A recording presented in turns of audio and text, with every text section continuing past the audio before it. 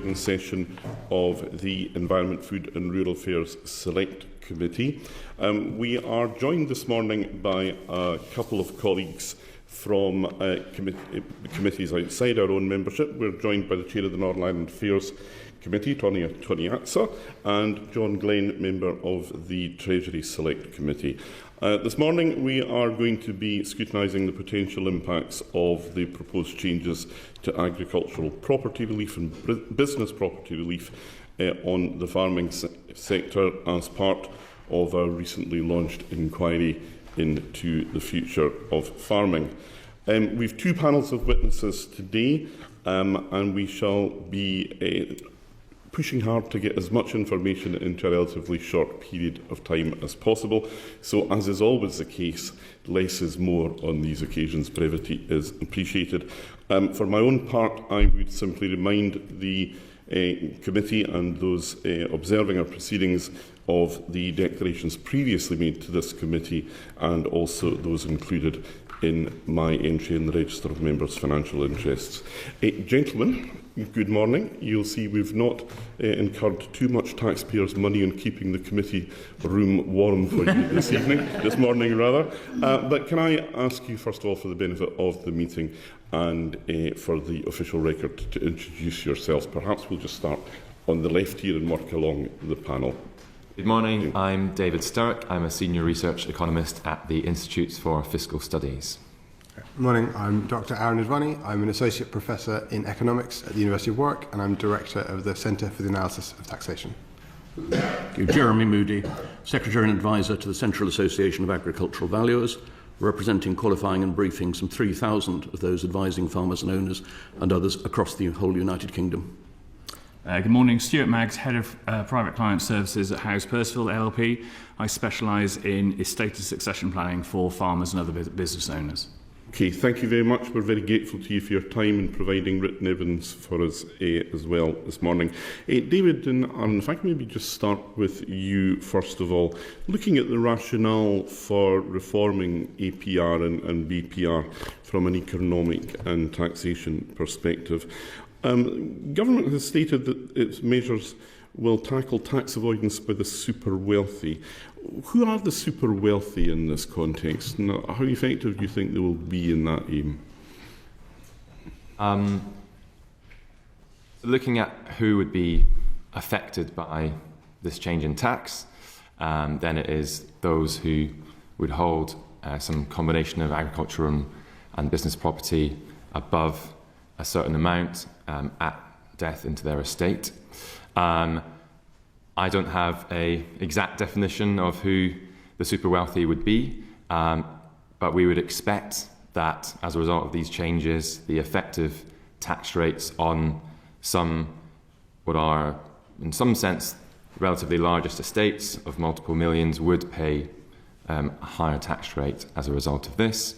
Mm-hmm. The degree to which that happens depends on how people react, whether or not they take other action, such as making lifetime gifts such that their wealth doesn't fall into their estate. Mm. But I would expect this will have some impact on those with very large estates. Mm-hmm. Dr. Advani, do you want to? Yeah, so inheritance tax for most people gives you about £500,000 that's tax-free when you include the two main allowances, and then you pay a 40% rate above that. So you'd expect that as people have more wealth, you'd end up getting towards a 40% rate on average across their estate. If you look at estates that are worth £10 million, the average tax rate that's actually paid on inheritance is about 23%. That varies a lot, though, because there are people at that level who are paying, a quarter of people at that level are paying something like 37%. Another quarter are paying less than 9%.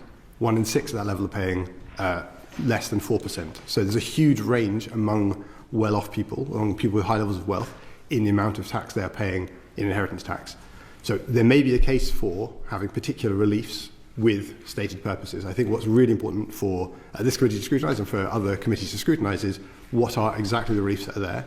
Are they serving their purpose at the moment? Because they are creating this huge inequality, even among wealthy people, in how much tax is being paid. I think that's really the question. Because it's a fairly well documented route for people wishing to avoid inheritance tax, the purchase of land, not necessarily even for food production purposes. To what extent do you feel that these changes are going to catch these people? Do you think it will discourage them from making these investments in the future? And who else might be caught up in the net? I think the concern with the way the reform has been done is that it still leaves a 20% effective rate. It's not quite how it works, but roughly a 20% effective rate above the threshold that's been set. Now, one reason for doing that is because there are farmers who you might be concerned about who are earning, who have wealth a bit above the current tax-free threshold, who you want to give a lower rate to because of the well-documented concerns about incomes for farmers. But the downside is it still means that if you have, say, £100 million or £1 billion that you want to put into farmland, 20% rate is still much more attractive than other sorts of assets. And so what you will still have in this world is people who want to buy up agricultural land, competing with genuine farmers who are trying to expand their farm, who are really actually wanting to work on the land. They're still going to have to compete with much better off people. One other just quick thing to add is that this came in a budget in which there were other reforms, removing some of the relief around pensions and also bringing non-doms, former non-doms into inheritance tax. And so there are actually more people now who will be looking for ways to reduce their inheritance tax bill, which might, if anything, drive up the amount of demand for agricultural land that's still relatively tax privileged. So some of the possible implications or consequences of this that we've heard spoken about, such as the lowering of or slowing of land price inflation. I don't want to put words in your mouth, but I get the suggestion that you think that's unlikely. Yeah, the 20% tax rate for agriculture on its own would probably slow it slightly, but not as much as it could do if it had been 40% after some threshold. But other changes made at the same time mean that I think overall the net effect of the budget is probably not going to be that insignificant. John, yours.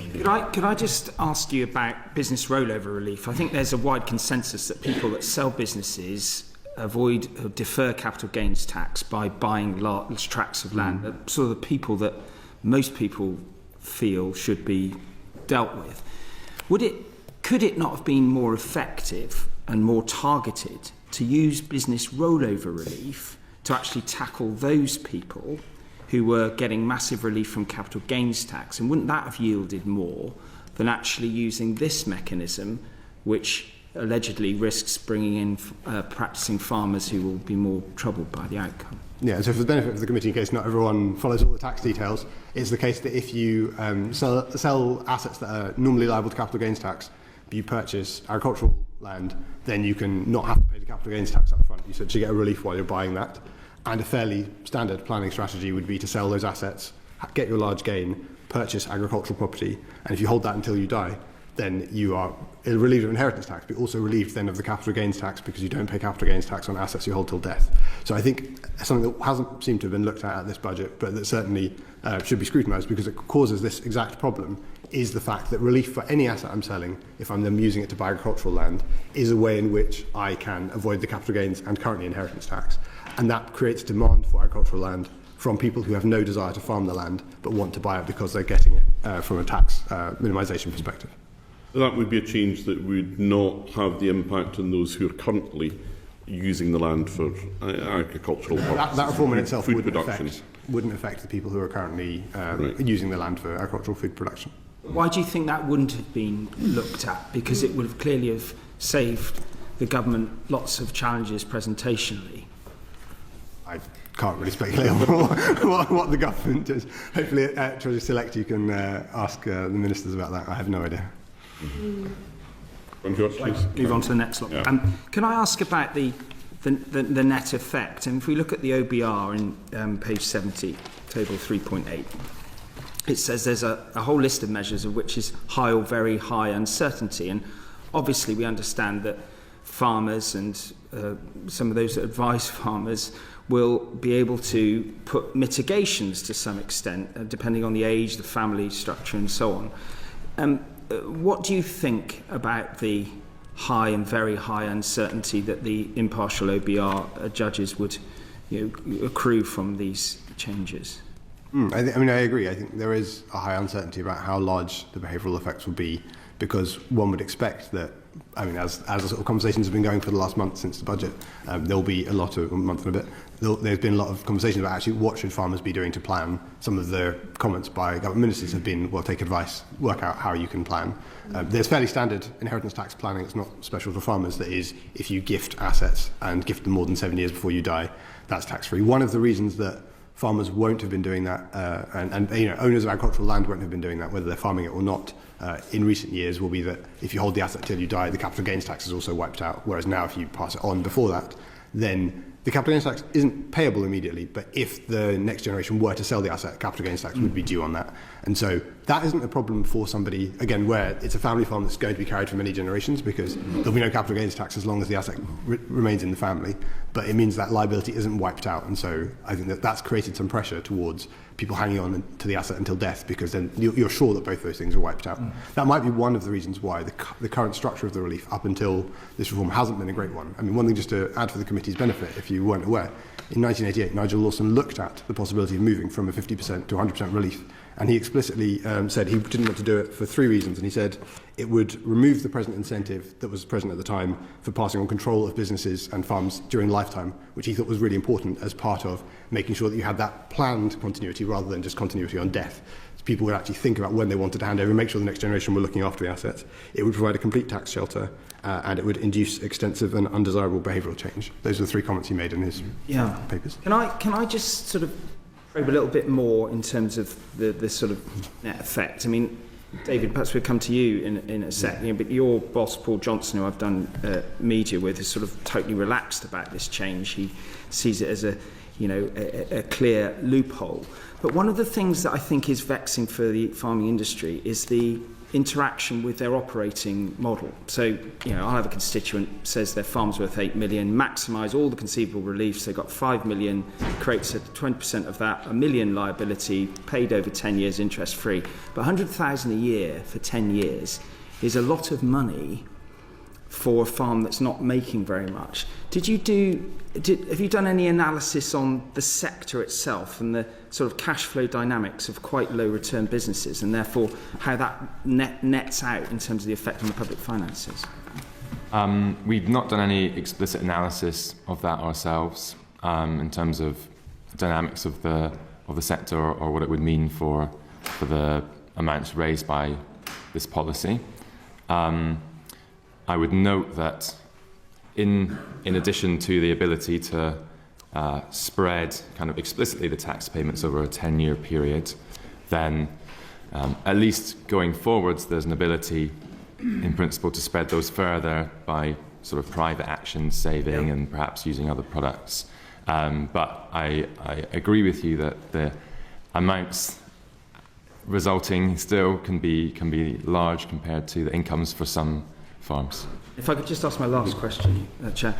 Could I turn this to Jeremy and Stuart? I mean, obviously, Jeremy, you've got a career of experience in terms of advice and analysis of the rural economy, and surely most savvy farmers can find ways of mitigating the full extent of this. Isn't there a lot of sort of unnecessary concern? How do you sort of reconcile the fact that there's so many mechanisms available with the deferral over 7 years, and after all, farmers use public services, they must recognise that there are challenges, revenue needs to be raised. Maybe you don't want to address that point, but in terms of the first point, how do you see the sort of options that exist, and are they sufficient? The problems here then really arise from the low level of the £1 million threshold compared to farming assets. You are looking at the main mitigations, as has been indicated, by gifting. You need to have an adequate, sufficient number of willing, competent, capable, interested members of the family if you're going to try and pursue some of the lines that ministers have taken. And they have to be people who are going to be able to get on with each other. And so some of the strategies that are being outlined are, for many people, simply not realistic, because they don't have more than 1 or 2 children who are involved in the business. It limits their capacity to do this. Other mitigations are possible, but it is the scale of the task. And picking up on the earlier question, I've just been doing some modelling for Northern Irish farms, and the spreading it over 10 years is effectively the equivalent of something like 3/4 of an extra employee on the business. It is a very significant shock on what the business can actually pay out of going earnings, leaving only not much, if anything, left for breakfast or for reinvestment. Won't the NFU Mutual and others provide financial instruments to many earlier on to make mitigations so they can plan? That is likely, but that is going to be more available for those people who are younger. That is not a route for the 91-year-old widower. So the nature of my farming clients certainly is that the natural course of events over the last 30 years has been, best advice, has been retain the farm until the day you die, which means that we've got a lot of 70, 80 and even 90-year-olds who are still working farmers, who are still going out on the farm, tending to the livestock in the morning. What's the average age of farmers? It's in the mid-60s? In the mid-60s, I think, somewhere. But usually the farm, even if you've got the next generation involved, then to bring the average down, the person who owns the farm has naturally been at the elder end of the spectrum. So this change coming in now has really hit home to farmers because they're in a situation where there's nothing that they can do about it. They can't give away and survive 7 years. Even if they could give away, it wouldn't be effective. So there are rules called gifts with reservation, and that means that if you give something away but you still continue to enjoy a benefit from it, i.e. you're one of 3 families living on the same farm, it's paying for mum, who's a widow, it's paying for the parents of the children who are coming up, then all 3 of them together, mum can't give away the farm without being taxed as if she still owned it at the date of her death. So she can't plan, which means this charge is going to be a burden. And with agricultural estates getting a rate of return of about 0.5% to 1%, it simply means this is going to be unaffordable. And so farms are going to have to sell land or sell up. And it's going to happen a lot. Andrew, you want to come in at this stage? No, I'm all right for this one. You're okay? Later. In which case, we'll move on to Charlie. Thank you, Chair. Thank you all for coming in this morning. I'd like to ask a question to each of the panellists, perhaps starting with David and moving along, whether you could each reflect on the Treasury's figures, which say that around 500 estates will be impacted each year. The fact that those figures are contradicted by DEFRA, another government department, and whether you feel that APR has been taken into account the same impact as BPR has in some of these figures. So just some reflections on that.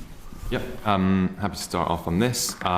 So I think kind of broadly, I would say that if wanting to know what we think will be happening in terms of estates being affected in the coming years, then the figures to look at are forecasts based on what we've seen from recent estates.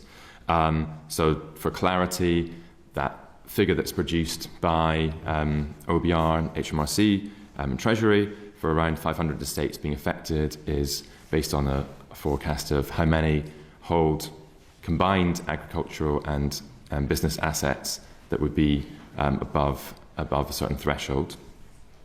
One thing to note, to speak to part of your question, is that there were kind of additional figures released by the Treasury to show the impact of including also business assets held by those who are claiming APR, and that doesn't radically change this picture. So I think that's taken into account by these figures. In terms of how far this number represents estates that will be affected, it's worth noting that this is on a no behavioural change basis. We might expect that of these estates who, if they did nothing, would pay higher tax. Some will change the ownership structure of their farm or make gifts in a way which should mean that that number could be lower. Now, of course, there's a lot of uncertainty from that behavioural change, but also the economic factors that drive forecasts like land prices, and so there is uncertainty in both directions on those figures. In terms of how they stand relative to the figures from DEFRA, I would sort of note that there are several reasons why those figures are capturing different things and trying to capture different things, and it's not easy to kind of compare and read across, and I don't think that they're necessarily in contradiction to each other. I think they can well be consistent. So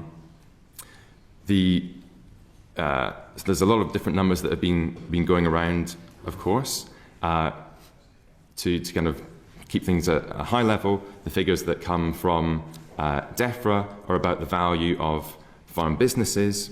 In order to say something about how many would be potentially taxable, we need to know about their ownership structure, that's something that we don't have data on, together with the value of those farms. And so that's one of the main reasons why they'll kind of be capturing different things. But I think when thinking about estates affected, we want to look at estates data. Just quickly on that. Yeah. One of the challenges, and we've had discussions internally about this, the definition of a farm is something that the government has failed to really produce, and that is something that we're keen to understand, because of course this is based on the fact that the Chancellor told us in the budget speech this was about stopping wealthy people using inheritance tax loopholes, but protecting family farms. Now, it seems to me that's a missing piece of the jigsaw when you come to asking what is a farm. Yeah, so I think that it's definitely possible, probably, or very, very likely that this change is affecting family farms on kind of any reasonable definition. There's obviously, different ways you could draw that line in terms of excluding some kind of small ownership of agricultural land. There's not any kind of exact definition out there, but depending on where you choose to draw the line, you'll get different potential answers to the question of how many farms are affected. The issue, this is not putting words in your mouth, my view would be that there is therefore a concern that a wealthy individual has bought a large house in the country and has 2 fields, is caught in the Treasury figures as being unimpacted, and they're calling them a farm. They're not a farm. They've got some ponies, frankly. Yeah, they're not a working family farm by any real definition, are they? So there are conditions that you have to meet to qualify for APR, not just kind of owning some land. There's got to be certain activities happening on it, but I agree that there could be some that qualify that we wouldn't, under some reasonable definitions, count as a family farm. Yeah. So maybe I agree with everything David said, so I'll just maybe make 2 points for interest of time. One is just on that last point of yours. I think completely agree that there are maybe 3 kinds of ownership. There's the own a house and a couple of pony paddocks. There's the working family farm, and there's the very caricatured, but a third. There's someone who owns a large amount of agricultural land and lets out to lots of people, and they don't have any interest in farming themselves. They just want to own those assets. And so there's those kind of 3 categories. So I think some of the work that people have been doing recently has been saying, in terms of the percentages of people affected, let's try to exclude some of the other groups. I think come back to the original question of what's the number of affected cases. I think whether you exclude those things doesn't change that sort of 500 a year number. Part of the reason that 500 a year number is obviously much lower than some of the other numbers around is that's a flow measure of the amount per year, and so you want to then aggregate that up over a number of years because there are more years of people who should be worried about being affected. So the other point I would make is just to make sure it's clear for everyone's understanding. I think there's a distinction between these estates, as David described, and farms. There's also a distinction between farms and farmers. So in terms of the estates that we see who make use of agricultural relief, less than half of estates who are claiming agricultural relief have any income from farming anywhere in the 5 years before death. So about 44% of those claims are from people who you would think of as farmers. They actually had income from farming sometime in the 5 years before they died. The others are from people who owned land that qualifies for the relief, but they don't have any income from farming. And that will be a mix of both that first group of I own a house and some pony paddocks and so on, and that I own a lot of land, I let it out to lots of people, but I'm not involved in farming myself in any way. And so I think it's just worth bearing that in mind. Yeah, if I might just tidy up some of that last point. To qualify for agricultural property relief, you have to have agricultural land. That's the starting point. And it has to have been used, if it's used by somebody else, for at least 7 years for the purposes of agriculture while you've owned it. So this isn't just the casual ownership of agricultural land. It is that it has been, if you've owned it and farmed it for 2 years yourself, or 7 years somebody else has farmed it, classically as a tenant, then that is required for qualifying. It's not simply there to be bought and be a pony paddock and a short-term exercise. And I think clarifying that will help some of the discussion. I think the other point about APR, picking up on this, APR-only claims, is that there's a slight presumption that farming has to be an owner-occupied model as a form of business, and that will come on to my answering your main question. 100 years ago, 90% of farmland was tenanted. We're now 35% of farmland in England is tenanted, less in other parts of the UK. And to have tenants paying just a going cost for their land, they need to have landlords. And one of the fundamental principles when APR was when working farmer relief was replaced by APR in 1981, was to achieve a neutral tax effect between owner-occupied land and let land, so management was a business and personal choice, not a tax-driven choice, and that's important. To come back to your... So there's a little bit of sort of pantomime, your word was caricature, there's a bit of pantomime about some of these people who are seen to be buying, because they are actually then making renting opportunities available for people who wouldn't otherwise be able to buy the land. Now, we've looked quite hard at the figures, because I think almost nobody who is closely involved in this feels that the government's figure is remotely representative of what we feel from practice in the field. This has meant doing a lot of work turning over stones that haven't had to be turned over for over a generation. And the most obviously missing part of the government data in this, and assuming that the right questions were asked of the revenue and the revenue gave the right answers to it, and I've no particular reason to doubt that, but we're starting from a very partial picture of what's going on. Okay. There are many people who are in farming who are making business property relief only claims. We start with those who are running solely tenanted businesses. We then have the people who are farming because of historic advice or it suits them through the medium of a family farming company. Their shareholdings are BPR assets, just as the tenants' machinery, business, silage and the rest are BPR assets. We then have the people who are partners in farming businesses where land is not a partnership asset. And there will be quite a lot of those, particularly the conventional structure of family farming partnerships.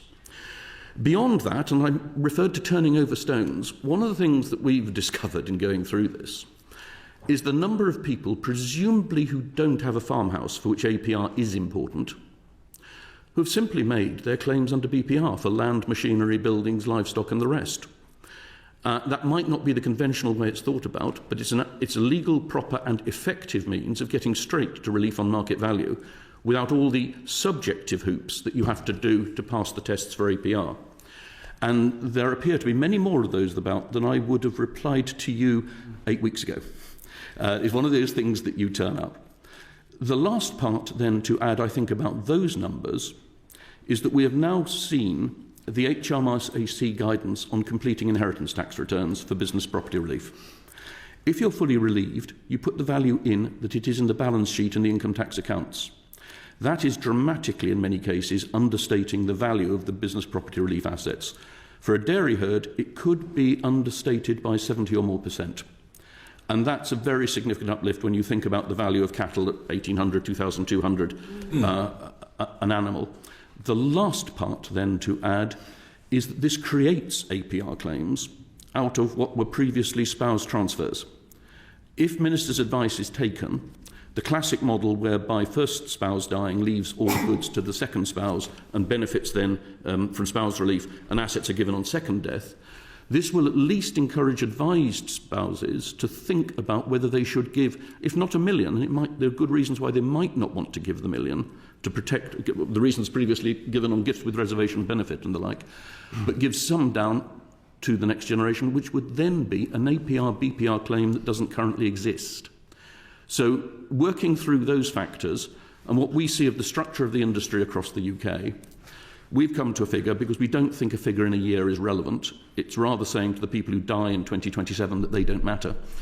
Looking at it over a generation, say 30 years, and you could argue for a longer period, and probably not a shorter period, but to take a conventional 30-year period, that's where we get to our 75,000 farming taxpayers having worked through the ownership structures of the various businesses that I've just rehearsed. And the equivalent figure in the Treasury figures would be about 15,000, am I correct yes. in that? If you multiply that by 30, the Treasury figure by 30, it gets you exactly to that. I'm going to come to Jenny, then Helena in a second, but Stuart. Yeah, very briefly. Please.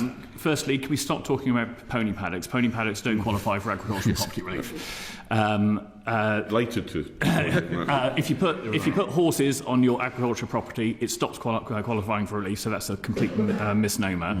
You need to have it owned and occupied for the purposes of agriculture for at least 7 years, which means it needs to be farmed properly, husbandry needs to be happening on that land, you need to be growing crops. You can't be running ponies on it, that doesn't qualify. That's the first point. Second point is 500 a year, as you say, 15,000 a generation. The real issue is what does affected mean? What the Treasury have done is they've said, if we picked up this hypothetical set of rules that we've come up with and applied it to 2021, how many people would have paid some tax in those circumstances? That will never happen in the real world. What we ought to be looking at is what Jeremy's done, which is how many people are waking up this morning thinking, am I going to lose my farm if my father dies? And that's much more likely to be about 70, 75,000 people once you run the numbers. Okay. I also, last week in the debate, sort of mooted the possibility that perhaps those in executory practice were not too rigorous in their assessment of values. Is there any way of ever bottoming that out, or is that So it's an interesting question. I'm sure that there are some people who are very happy on the basis this is never going to be disposed of. To be fair, there's quite a strong driver, if you're doing your job well, to try and maximise the value of an agricultural estate at the date of death on the basis that it then passes to the next generation with the highest base cost possible for the next generation in case it should be sold. And so a well-advised individual will have discussed with the valuer to maximise the value, taking into account everything they can. And I'm sure that anyone instructing a properly qualified solicitor will be well advised. Jenny. If I might just come in on that, having tested this with members who would be doing the valuations, the impression is that a professional, and talking with Treasury officials about this, a professional valuer will almost always be engaged for any significant agricultural property that is land, buildings and dwellings. It is now, for the reasons of the HMRC advice, it is rare for a professional valuer to be instructed to give a current market value of the business assets, the livestock, the machinery and other goods. It's lifted from the accounts. Yes. Jenny. Thanks, Chair. I want to go back to land values. I know that we spoke about it at the beginning, but I'm keen to bring in Jeremy's view specifically on this. What's your assessment on what the impact of this policy could have on land values? It's, with all other things also going on, I think at the moment, once we get past any immediate shock from this, I'm inclined to be with the OBR and most other commentators that it is probably neutral. What it would do over time is tend to disadvantage people who farm as individuals in the marketplace because they face this loss of cash. It leaves those outside buyers who are looking to buy the smaller parcels because it's amenity or something tangible to own or hobby farming or whatever else it is. Those are below the million or still getting the 20% threshold. They're in that market. And those who are farming or holding land through vehicles that don't die, like companies, like charities, institutions, those are still unaffected because it's only individuals who die. And so their liquidity remains in the marketplace. So you probably have a shift, and this is an answer at the UK level. Yeah. I was talking with somebody in Scotland who's farming at one end of a peninsula. His market may be very much a farmer market, and that may have particular effects. But taking the UK market as a whole, there doesn't seem to be a particular reason to suspect that land values move for this at this point. Okay, understood. Thank you very much. I think at the heart of the debate and the conversation around this is about data and about modelling. And on some side of the arguments, people say it's not going to have a detrimental effect, and on the other side, people say that it does. And I've certainly spoken to a lot of farmers in my own constituency about it. I'd like to bring in David and Aaron, particularly on this question. What assessment have you made or done, and what modelling have you carried out that looks at beyond just land values and cost of land, and actually looked at the viability of this? So we know that a 10-year interest-free repayment for a £100,000 tax bill would be £10,000 a year. We also know for £1 million it would be £100,000 a year. We also know that in areas like the east of England, where it's a very dry region, farmers are investing heavily in infrastructure. They're taking out debt, they're taking out loans, they're taking out mortgages, not for the land itself, but to invest. And we've heard from Stuart, and it's well versed, that often profit is 1%, 0.5%. So the viability of the modelling, the viability of the ability for people to pay this, what assessment's been done for that, taking in debt, investment, etc. And as a part two of that, sorry, I know you're about to jump in and answer, and as a part two of that, if you've done modelling, if you've done assessments of that, is there a part two to this that looks at what the impact that will be on future investment in farming, in agriculture, and in the investment that the farming communities need as well? So now that we've seen the reform that's been proposed, we are very interested in exactly this question, because I think it's really important to look at when we set whatever that threshold's going to be, which is currently proposed to £1 million, understanding what those liquidity effects are. When you look at why this relief was introduced, it was introduced explicitly because of the concern about family farms and the liquidity constraints they would face. So we are now at Centax doing modelling using the secure, completely anonymised HMRC tax data that we've used for other work to look at what the incomes for people who are making these claims are, to look at what the incomes were in the years before death, and as the best you can do to try to approximate what it will be in the future, to understand actually what would they be able to in principle save, what other assets are in the estate as well that might be available, that are non-farm assets that might be liquid, that we use available to pay off part of that. Looking debt. at that now. So when will that be published? When will you be? Depends on how long the modelling takes and how long it takes. I mean, we have this clearance process that HMRC sets of how so it works. Really important. It will be in the spring. Yeah. Okay. That's. And by spring I mean sort of what meteorologically we think was spring rather than government spring. Just to be clear, I'm thinking like March rather than June. Yes. Yeah. And where do you get that data from? So HMRC makes available for any bona fide researcher a data lab facility in which you can use the secure data, and so we're using that facility. Okay, brilliant. So you can answer part one of that question, but the part two about what the potential impact it might be in terms of investment in farming, agriculture, etc.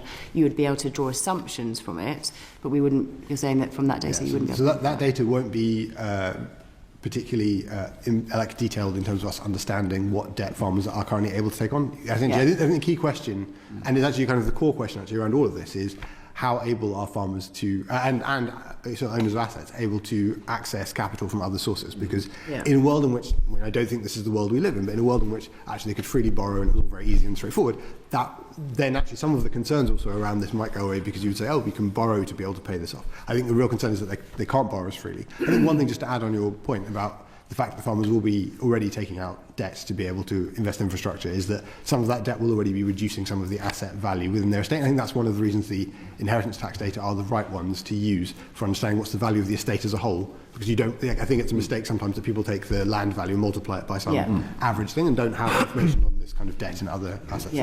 Some of that debt would. But so we would be able to have that. Yes, but some of it wouldn't, would it? So the debt would be... We would observe the debt in the estate because it would be something that would be taken off. I think what we wouldn't know is about what choices farmers would make in the future in this world, in terms of what investment choices they would make versus when they would decide, actually, I don't necessarily want to do that. Understood, thank you. Eleanor.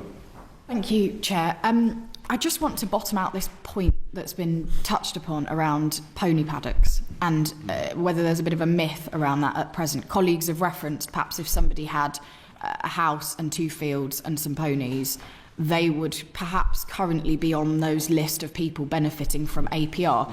Can the panel, for the benefit of doubt, just clarify whether they are or aren't currently included in APR? The use that you describe would not qualify for APR unless those horses were sold to the Belgians for food.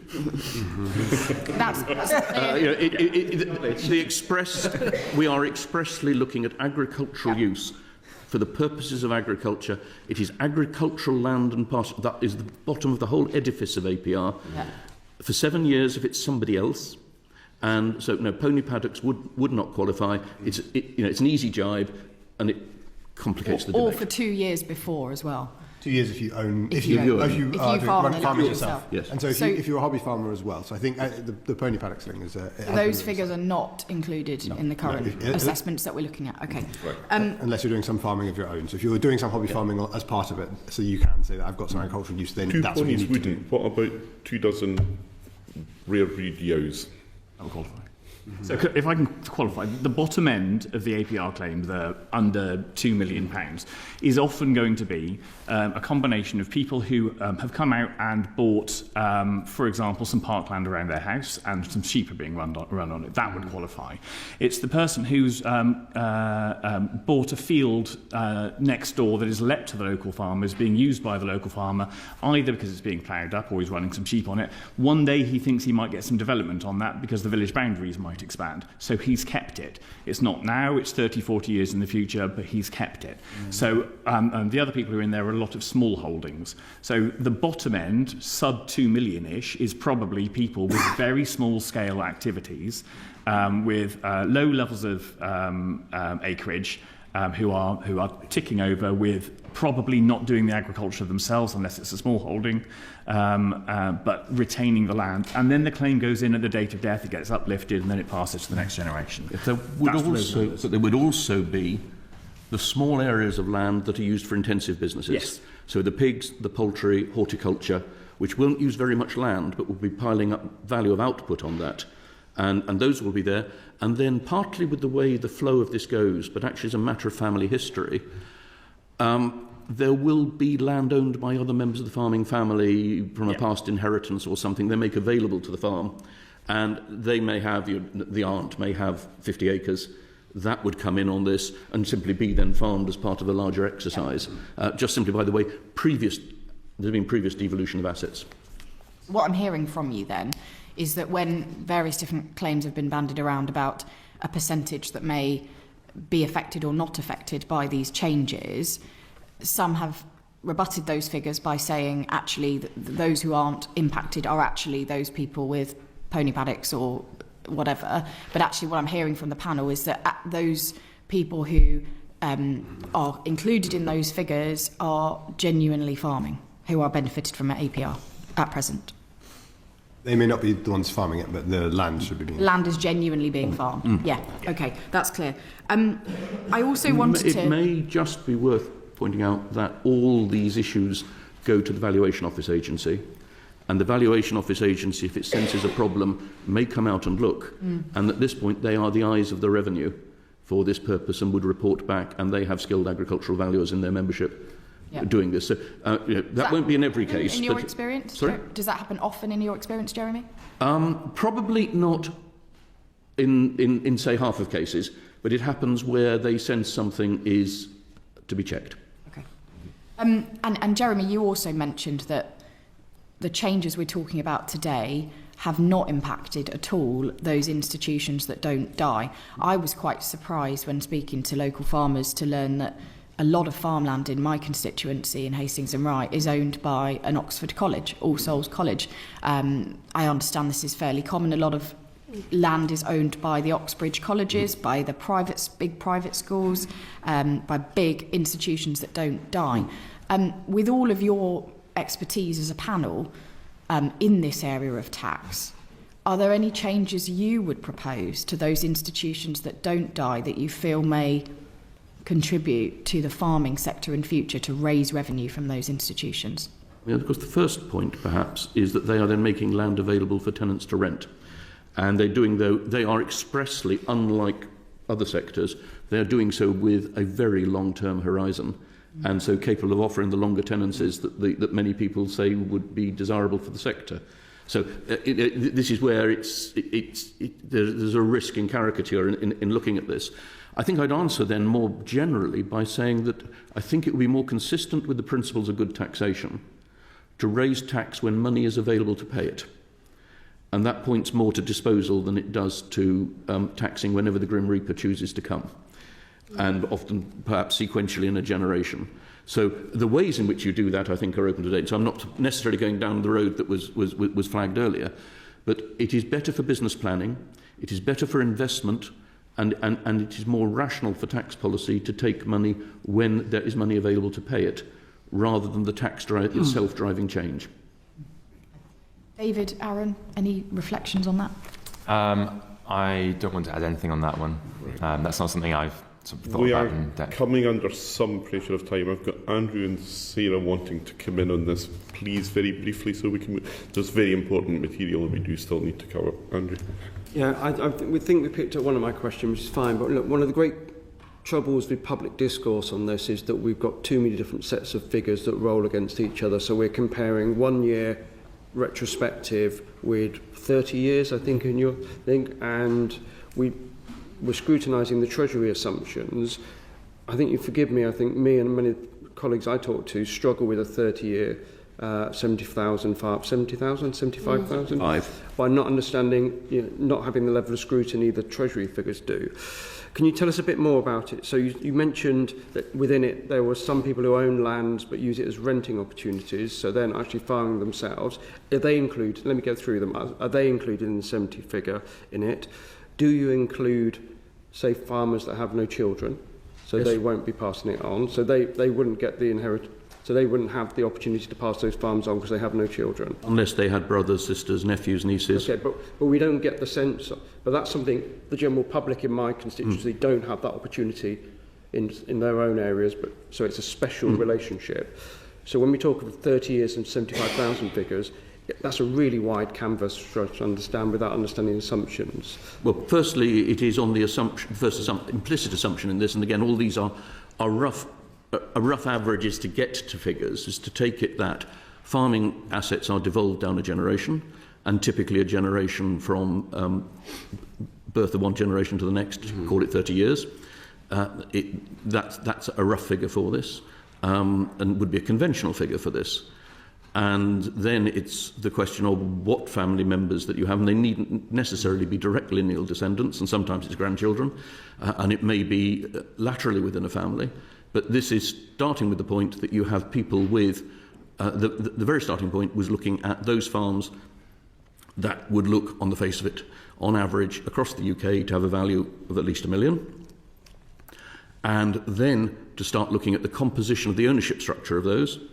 So we have the companies and the company shareholders, we have the solely tenants, and then we start looking at the division. We have DEFRA data for this, and this bit feels right from experience, that 46% of farms, so for England, but read across, and it's probably a higher fraction in Northern Ireland, 46% of farms are solely owned by one person, and 49% are owned in combination by members of a family. So classically, as it were, married couple and one child, married couple and two children, various And you have data permutations. On that? Yes. That you can provide to us? It's all in the papers I've provided to the committee staff. An actual breakdown that level, so we understand how many actual farms we've got. That is in the paper provided to committee staff and circulated widely, and happy to forward that to you if I have an address. Thank you. We have your written evidence already. I have it here. CAAV discussion paper. Thank you. Sarah, you wanted to come in very briefly? Yes, just very briefly, thank you, Chair. I just want to say, obviously this is incredibly complicated. If the government keeps going ahead on this process, you know, they've set this 1 million threshold. What would be a more realistic threshold that would at least try and offset some of this, if they were to be able to move that band at all? I'm afraid the answer starts with the question, what is the object of the threshold? If the object is a small family farm, and if we take that as a farm that produces a livelihood and will contain significant owned land, then you are looking at having to increase that threshold quite markedly. It will vary between sectors. So again, I'm sorry, I have most recently been looking at Northern Irish figures for a reason to do with yesterday, but you would be looking at an average value of a cereals farm there probably being 6 million, a dairy farm probably 4 for those capable of meeting those tests. And that's including machinery and livestock and so on for the different types of farm. And then it would be a question of working around that as to what I'm referring back because that would be a matter of the policy objective, but it would be that data that would be where you would start if you were trying to be protecting once you've decided what a small family farm is, if you're trying to do that, then that's where you would get to. So, as a quantitative person, I'd want to look a bit more at the data that we have from HMRC, referring to my earlier answer. Yeah. I think that the stated objective of this relief is to protect small family farms and stop the breakup of small family farms. That was the reason the relief was introduced.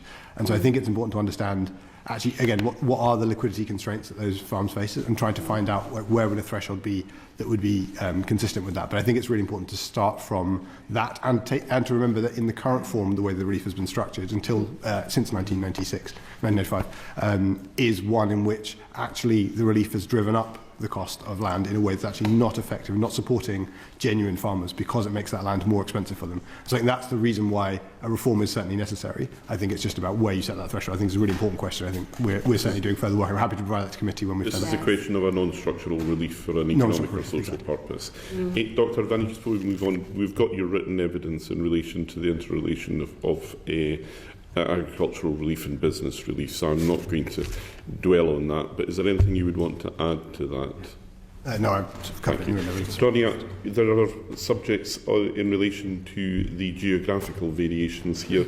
You've been exceptionally patient. Welcome to the committee. Thank you, Chair. As has been said, I'm the Chair of the Northern Ireland Select Committee. Yesterday I'm a Welsh MP also, so I have an interest in this question.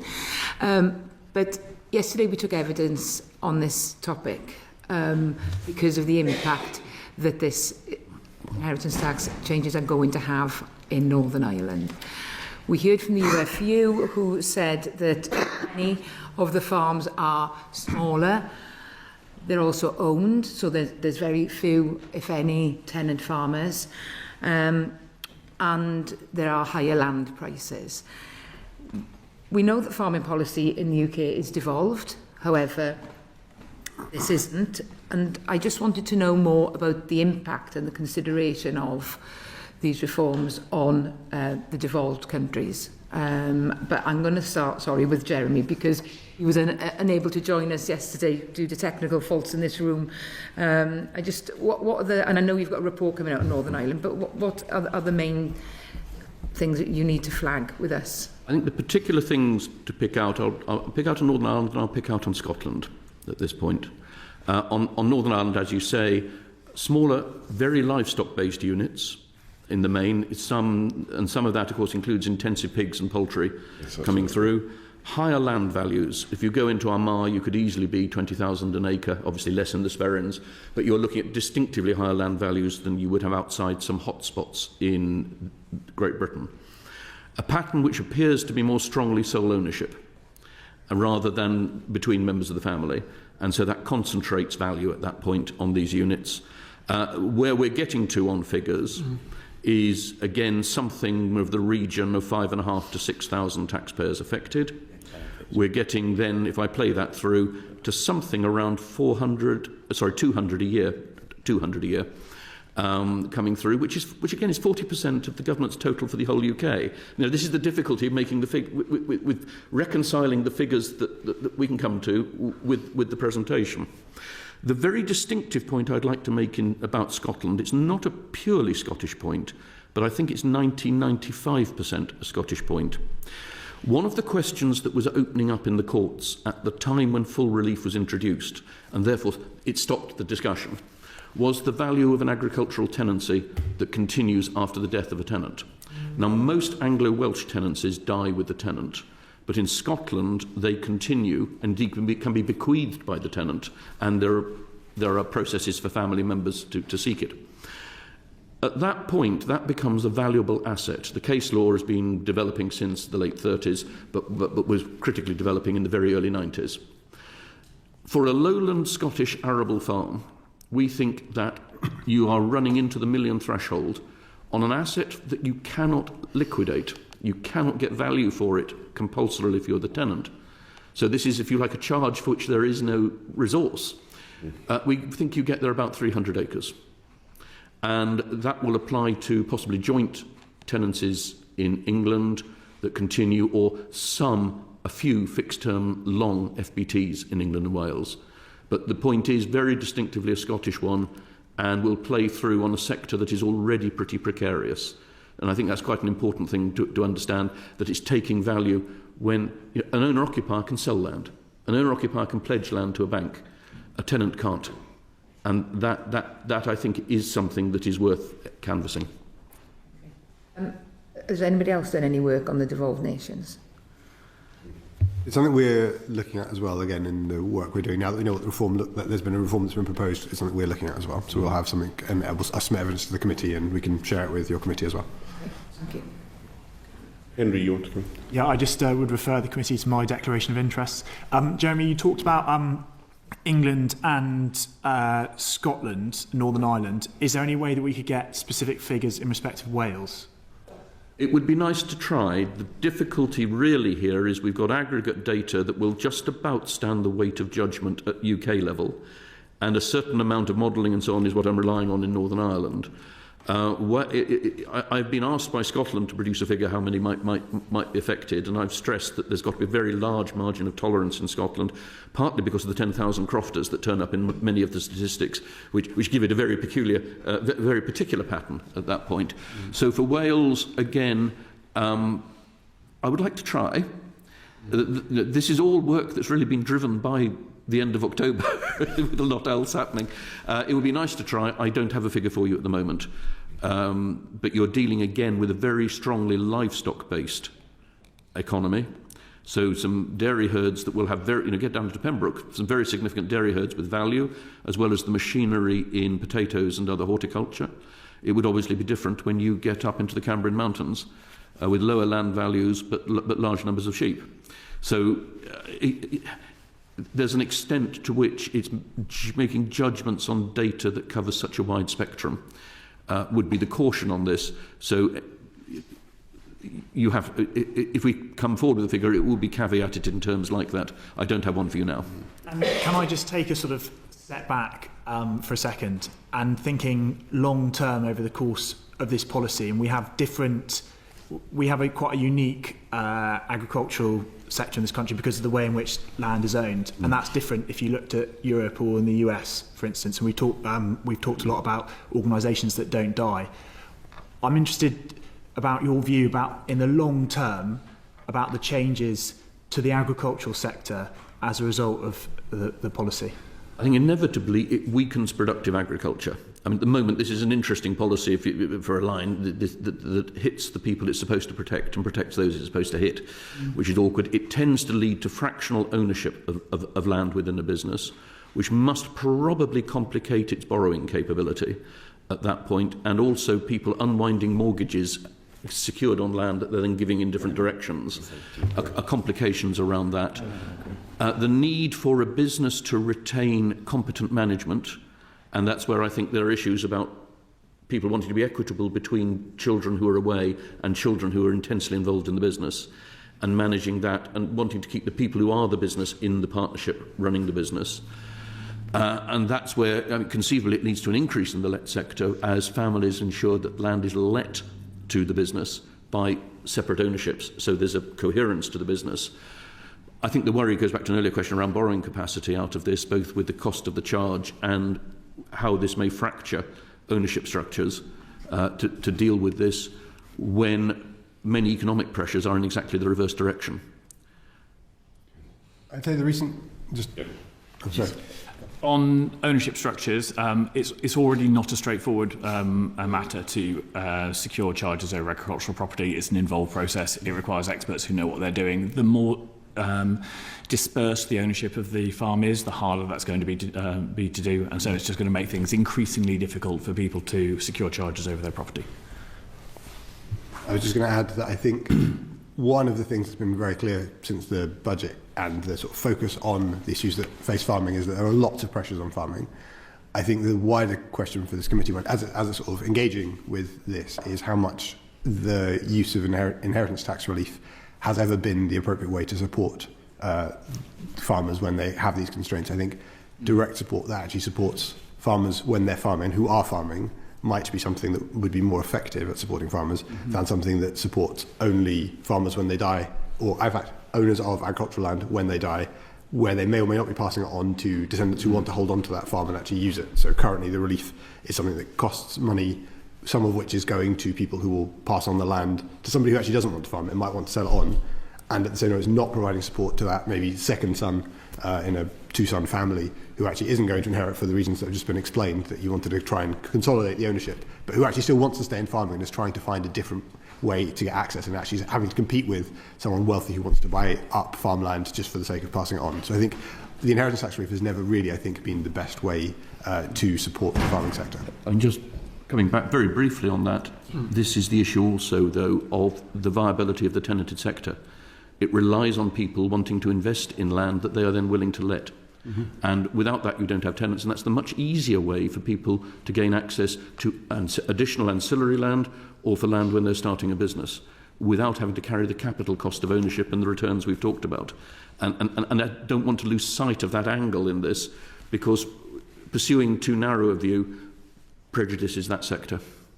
You also invite me to spend the next 4 hours explaining to the committee what's involved with crofting tenure. I think we'll pass up on that. A croft, for the avoidance of doubt, is an area of ground surrounded by red tape. Exactly. Sarah, you have questions on the legal implications. Thank you very much, Chair. Yes, well, I think, Stuart, as you were mentioning, I think this is many expected to die in the saddles, so they haven't really been making their plans. But what do you think steps, and I'm not asking for of legal advice, because I know it's very specific, but what sort of legal steps do you think farmers might now try and take to lessen their inheritance tax burden in the future? So an awful lot. The first thing people are going to need to do is change their wills. The fact that the proposed £1 million isn't transferable seems peculiar, because it just puts an additional burden on people, meaning that they've got to change their wills either to leave something down a generation early or to put some sort of complex trust structure in place to capture that relief in order to achieve the numbers that, to be frank, some ministers have been glibly talking about, the 3 million. That's not achievable without some complex tax planning in place involving changing wills, putting structures in place. People are going to be needing to redraft partnership agreements to bring in next generations. Most farms tend to farm in partnership rather than using companies. So they're going to need to be updated. They often haven't been looked at if they exist in the last 30 years. There are certainly people in Norfolk who have partnerships based on a handshake done in 1950. They are going to be trying to move land between generations. That creates a real problem when it comes to the charges that are already in place. So if you're charged to a bank because you've got some borrowings, which is fairly common, then you can't give that land down to the next generation, even if they're in partnership with you, without getting bank consent. And banks often take that as an opportunity to reset their charges, to recharge all the refinancing and the legal processes involved in all of that as well. You're then going to be looking at prenuptial and postnuptial agreements, depending upon whether the next generation is married. Every farmer I've ever spoken to has a horror story about someone they know who got divorced and lost the farm, and therefore they are rightly paranoid about the risk of that, and therefore making sure that the farm is secure to pass down to their children, who may well have been working on it for the last 30 or 40 years with low pay, because they're expecting to pick this up, and now that they're worried that they won't. So extensive. And this pivots back to what we were talking about earlier about people being affected. I think it's potentially a little disingenuous to say that people are only affected if they end up paying tax. If, in order to avoid paying tax, they've had to accrue thousands, if not tens of thousands of legal fees, financial fees, land agents, accountants and valuers in trying to achieve a new structure that is tolerable to them and their personal circumstances. Even with all that, the people who are going to be really caught by this are those who die early, those who can't plan, those who are unfortunate. And by any measure, that has to be a bad way to draw up a tax. To tax the unfortunate, I don't necessarily think is the right way that the Treasury should be bringing things together. You asked the question earlier about what the threshold should be, and there's some discussion about what that might be. I think a straight threshold is probably the wrong way to do it. If what you want to do is stop people investing in farmland to avoid inheritance tax, then what you'd want instead is some sort of clawback, so that you had a relief that applied on sale and deferred the tax, and if you remained in farming for, say, a decade, that tax bill went down by 10% per annum. The person who's just inherited it because they want money will sell it because they can make a much better rate of return on the stock market. The person who is doing it because they're a farmer and that's all that they know how to live their life, they'll keep it and then they won't be impacted by the tax. That's the sort of law that I was expecting they might try and bring in to attack this sort of tax avoidance strategy. It's not what we've seen. And then, gentlemen, thank you very much indeed. Oh, sorry, Helena, did you want to? Thank you, Chair. Just to touch on those points, and Stuart, you mentioned expensive legal advice that people might be taking. I won't ask you what your hourly rate is. We know from the evidence that Aaron has submitted that 56% of those qualifying for APR under the current regime had not received any income from farming in the last 5 years. Do you think that reflects very wealthy individuals who are not actually genuinely farming, paying for very expensive legal advice in order to take advantage of a loophole that was intended for people genuinely farming? So I'm aware that there are buyers who are non-agricultural. I very rarely deal with them personally, but the land agents I speak to are aware that they exist and that they're in the market. Institutional advisors are the key contrapoint to farmers when it comes to acquiring farmland. But as to actually answering your question. I think that there are some who will have taken good quality legal advice, but it's probably let farms instead, because where you're going to see the income coming from people who are claiming APR, where they've got no farming income, it's probably because it's let. And so it's coming through a different route, and it won't show up as farming income, it'll show up as let land. But wouldn't that, on the previous discussion we had about institutions that don't die holding much of that land? Well, they're not in the figures. So why for the would they Treasury be paying APR? Well, because it's not just institutions that own land to let it, it's individuals as well. So, for example, we act for a number of estates. Net worth individuals, for example. Yeah, we act for a number of estates who have tenants in place for 30, 40, in some cases 50 or 60 years, multi-generational tenancies under the old Agricultural Holdings Act, which gives people the security to come into farming and then, with that, the benefit of that long tenancy, to actually learn the trade and farm for many, many, many years. Just to add to that, if I might, if we are to see the growth that would be probably desirable at this time of change in the tenanted sector, retiring farmers are the most likely source of available land to let, and they would then be moving them into this category. I think one slight caution I had on reading the report is that the HMRC material referred to SIC standard industrial classifications. No self-assessment return, I think, puts those figures on it. So somebody has mediated the data, and it might be worth just trying to understand how effectively that was done, given the many ways people describe what they do as a business. Just one thing I'd add in terms of this point about the let sector. I think the let sector is a really important sector. The tenant farming sector is something we certainly do want to support. I think the key thing to understand about this is, for that 56% of people who own land that they're letting out, it's great that they are. I think we want to support that. In a world in which they pay some inheritance tax, and if they chose to sell off the land to somebody else who would instead own it, that person could instead still let it to the same tenant. So I think it doesn't remove necessarily that land from the let sector and have people farming it. It just means that those who are owning it but not actually involved in the farming themselves, it's an asset that passes to somebody else to continue to use it. And so the land obviously doesn't disappear in a world in which inheritance tax is paid. Thank you. Right, gentlemen, thank you very much indeed. Looking at where our next panel are currently seated, I'm going to suspend proceedings for a couple of minutes, a very brief period, to ensure a dignified transfer. So, order. Order.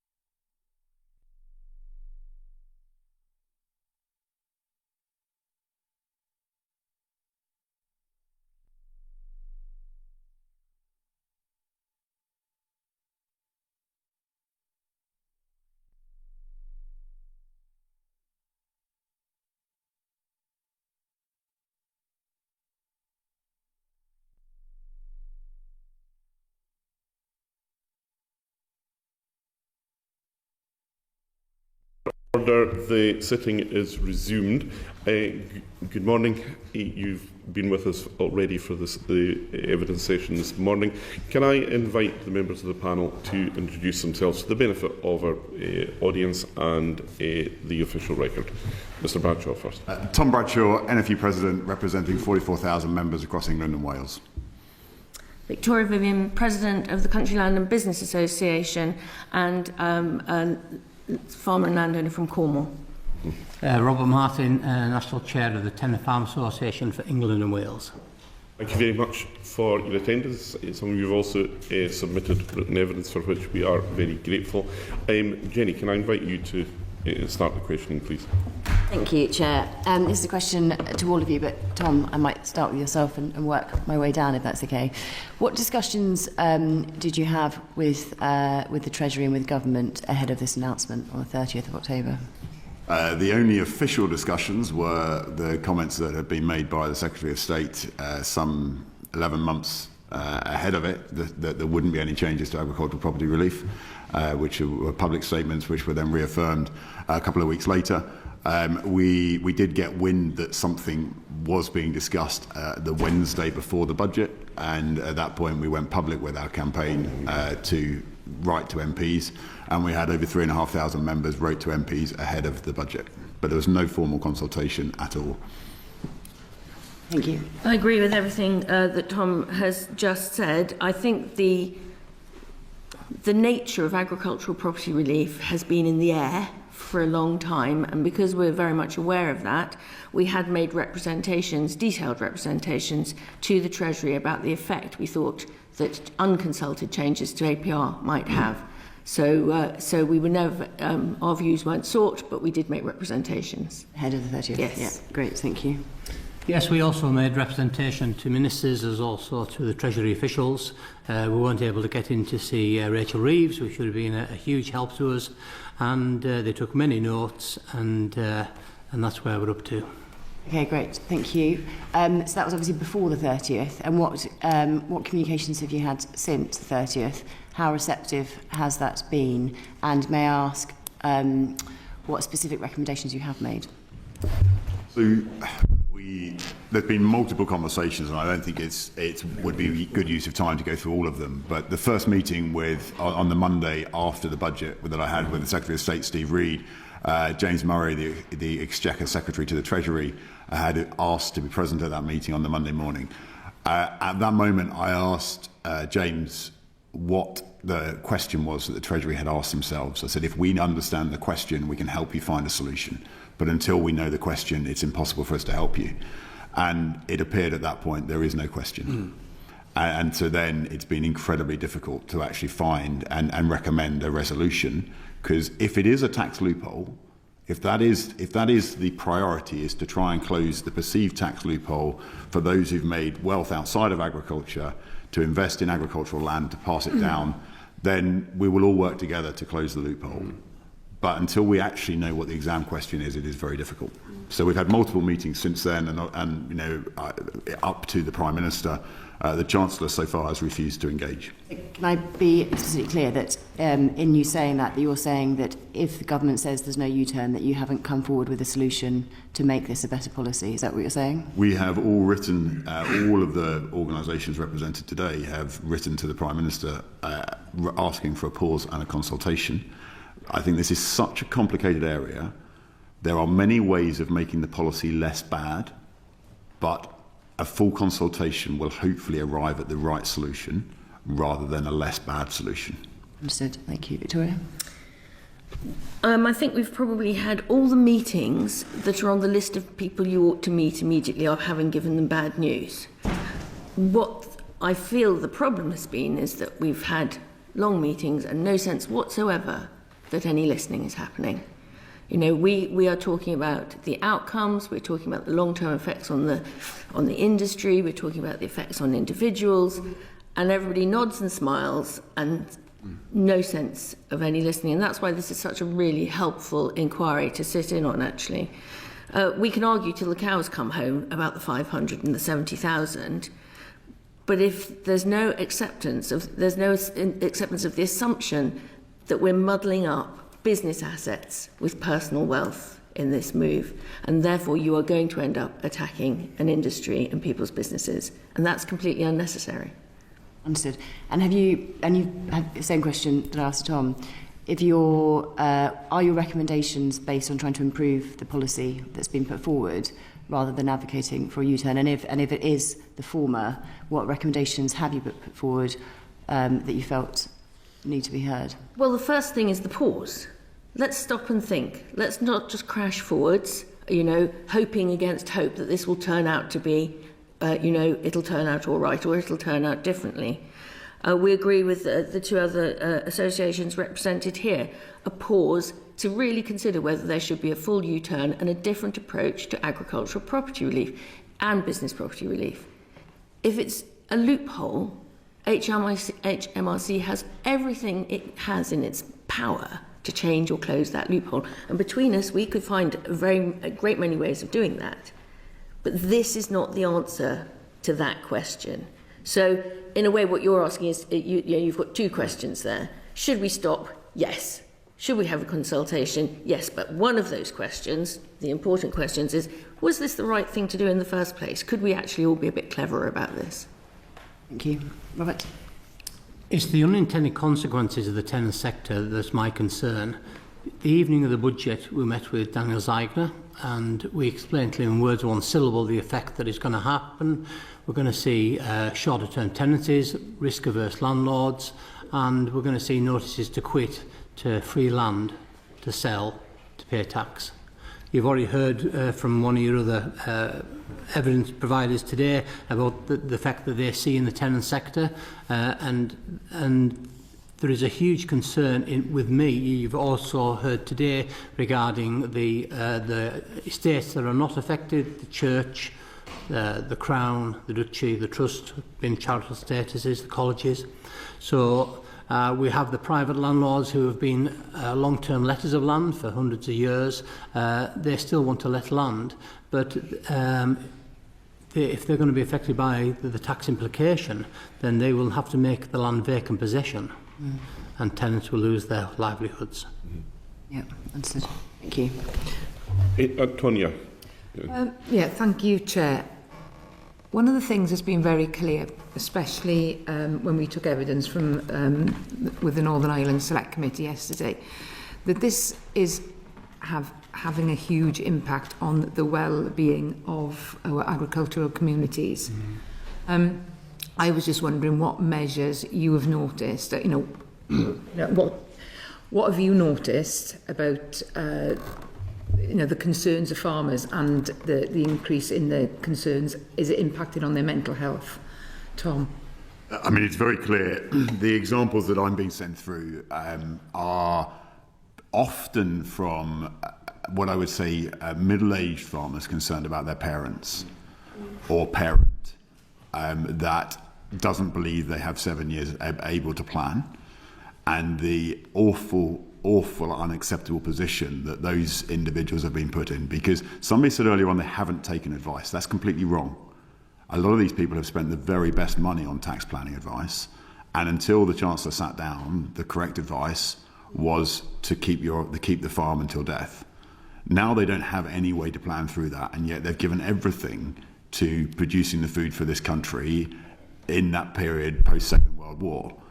They really deserve a lot more respect than they have been given by the changes that are proposed. And I am going to talk about the most severe human impacts, which we believe could end up being triggered by this, which is that those people who genuinely are either in ill health or don't believe that they are going to be able to live for 7 years may well decide that they shouldn't be here on April 26. Now, no policy should ever be published that has that unintended side effect. Now, what I'm being told by some people is, well, money doesn't trigger this. And I may agree with them that money doesn't trigger it, but it's not money. This is a lifetime of work. It's the heritage.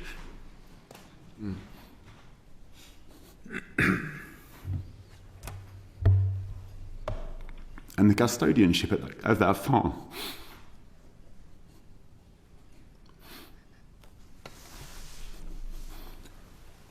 Anybody else coming in at this point? Perhaps I think we have very good support in some ways, which is why we know about this. It's not just personal anecdotes. The auction marts run a very, very supportive system of making sure that people who are not just concerned about themselves can report in. So, you can pick up leaflets, you know who to call. We've got a system in Cornwall which, in fact, was first picked up by the health inspectors, because the first thing they know is when somebody phones in because there are dead sheep lying in the fields. That's when they know there's a problem. And they go in and they go to visit and they discover, yes, there's terrible potential for suicide, but also that is on top of a pile of other human pain.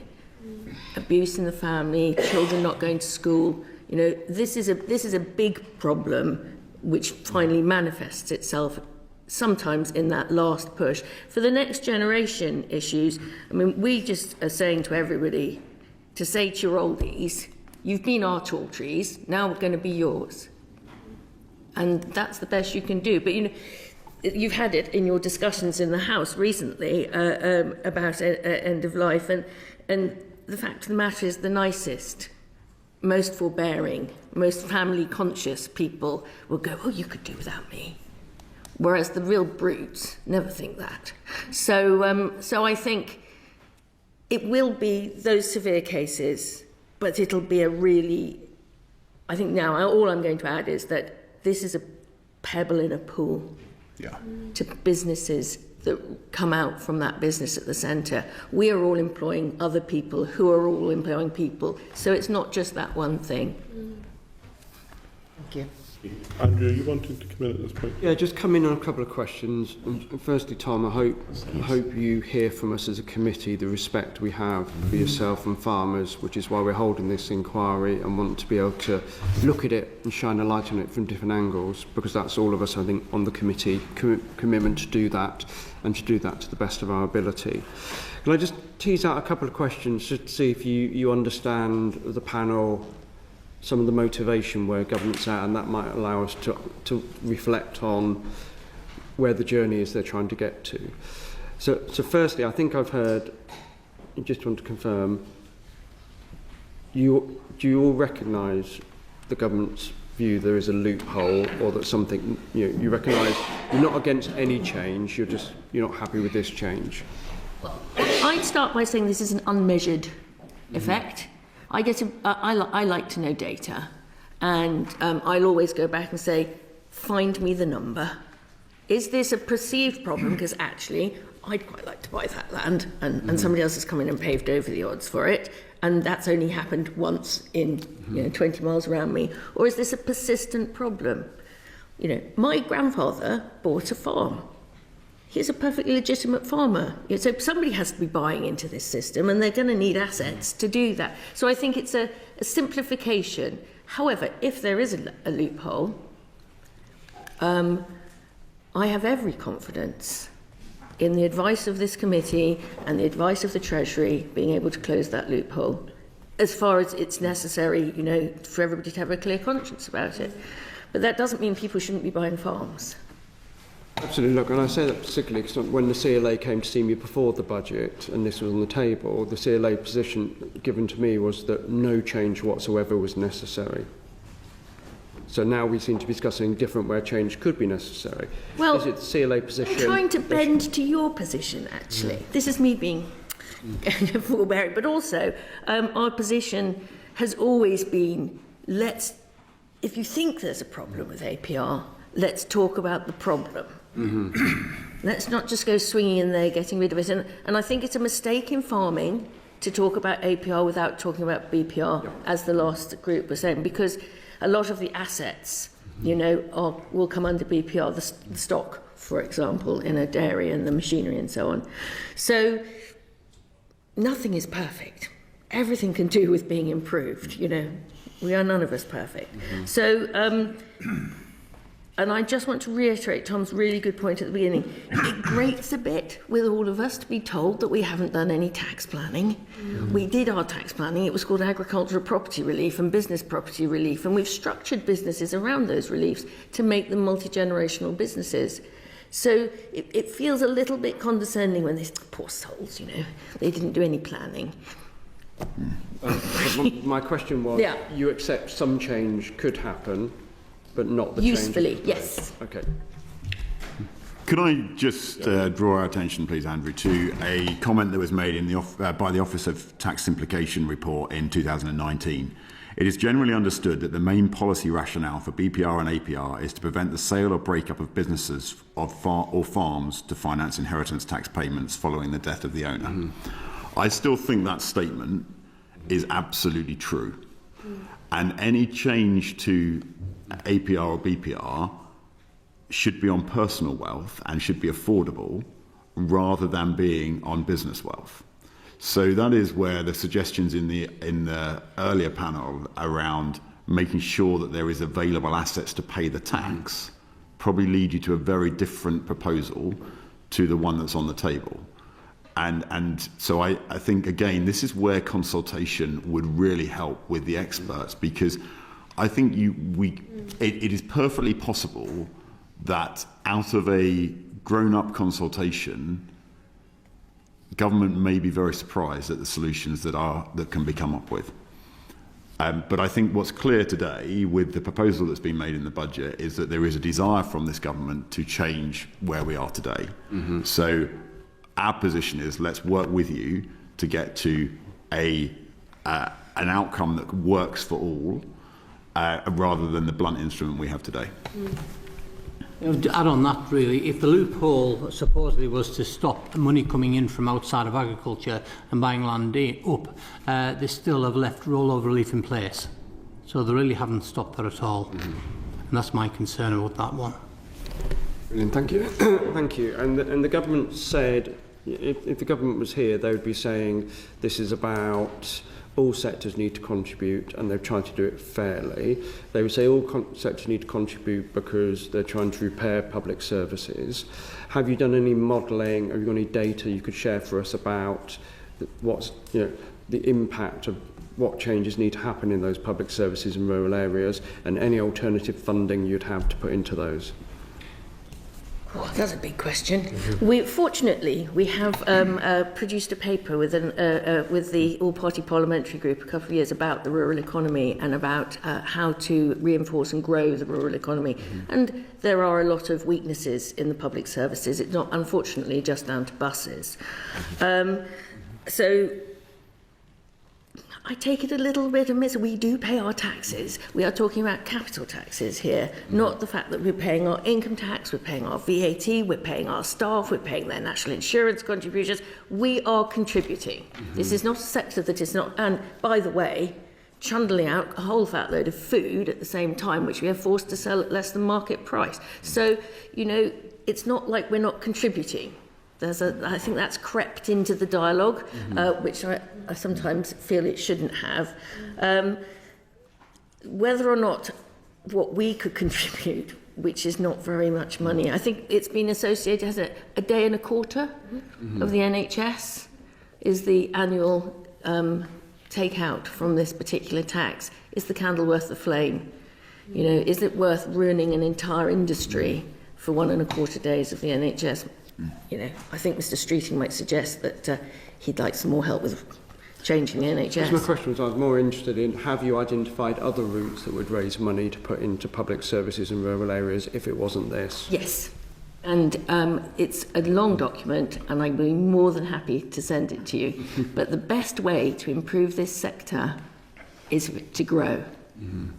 Help us to invest, help us to grow our businesses. And we have the capacity, because we lag behind the urban areas in terms of productivity, we have the capacity to add 40 billion to the GVA of this country. And funnily enough, that was the sum she was looking for. So don't kill us, let us fight our way out of this corner. I think the other really important thing is that ever since the Second World War, there's been a covenant between farming and government, that farming gets on and does its job of producing food. And it's never really been about the returns. It's been about that way of life, that heritage, that custodianship. And unfortunately, with other changes in the budget, along with this one, it feels like that covenant has been broken. And we are, with the food we're producing at very, very low returns, supporting the whole of society.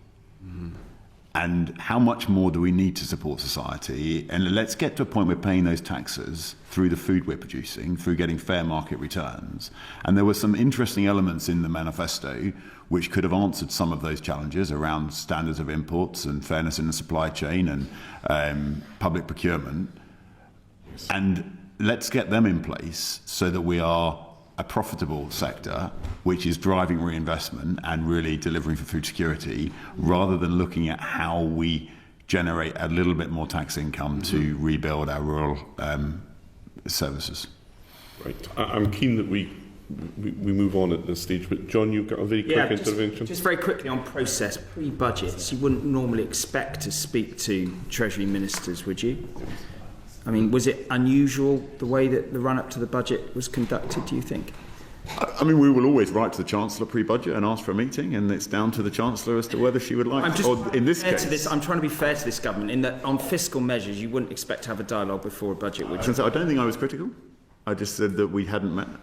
No, there was an offer to meet from us, and the Chancellor decided not to take that. Now, if there was going to be a big change that was going to impact our sector, maybe somebody from Treasury would have had a call or a meeting. Tom, you were reported to have met with the Prime Minister, and it was reported that he had indicated there would be a softening in the approach. Do you have any observations about that report?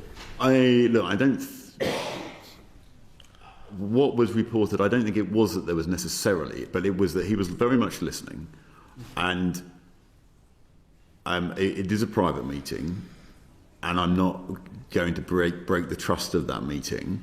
But what I would say is I felt that the Prime Minister had a far better understanding of the unintended consequences by the end of the meeting than he did at the start of the meeting. But I'm very surprised that as yet we haven't had any firm action on the back of the meeting. Okay, right. I'm going to move on, but you touched there, Tom, on an area where I think it's appropriate. We should remember, actually, our proceedings are seen well beyond the confines of Westminster. We're being broadcast, and that much of what we're talking about will have a very direct and human impact on those who are watching our proceedings today. The clerks will arrange for links to relevant support for anybody who feels affected by the evidence they've heard today on our committee social media channels, should anybody require to avail themselves of that. Josh. Thank you, Chair. I'd just like to start by echoing Andrew's thanks for coming and being really frank with us. A number of us are on the NFU's parliamentary scheme, and I think we're really looking forward to exploring all these issues around the future of farming outside of London.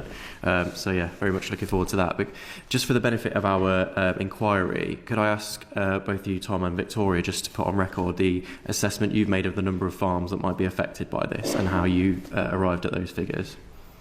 We haven't actually published a number of farm businesses. When we have looked at the Treasury data, we've used OBR or previous OBR experts to model this with us. When we take off the long tail, which was being talked about earlier on, we get to 75% of commercial farms that are caught in the eye of this storm. And when I go back to that definition earlier on that I read out from the Office for Tax Simplification, it doesn't talk anywhere there about protecting small businesses. And I think that somehow we have ended up in a place where we think that small businesses should be protected, or this is a government policy, rather than looking at the wider impact of not protecting the wider group of businesses. So we believe 75% of commercial farms that are producing this country's food will be impacted with, or will be within the scope of the change. Now, unfortunately with this, it's a bit of a game of roulette that you never know when your time is coming and whether you are one of the 500 or not. But everyone has to prepare not to be in that number. And that means life insurance, it means pension contributions, and it means extremely expensive professional fees from lawyers. But that cash does not exist within the business. And any cash that was there previously was being reinvested in food production for the future. Instead, now it's going to have to be taken out of the business on those life products and that advice. And I just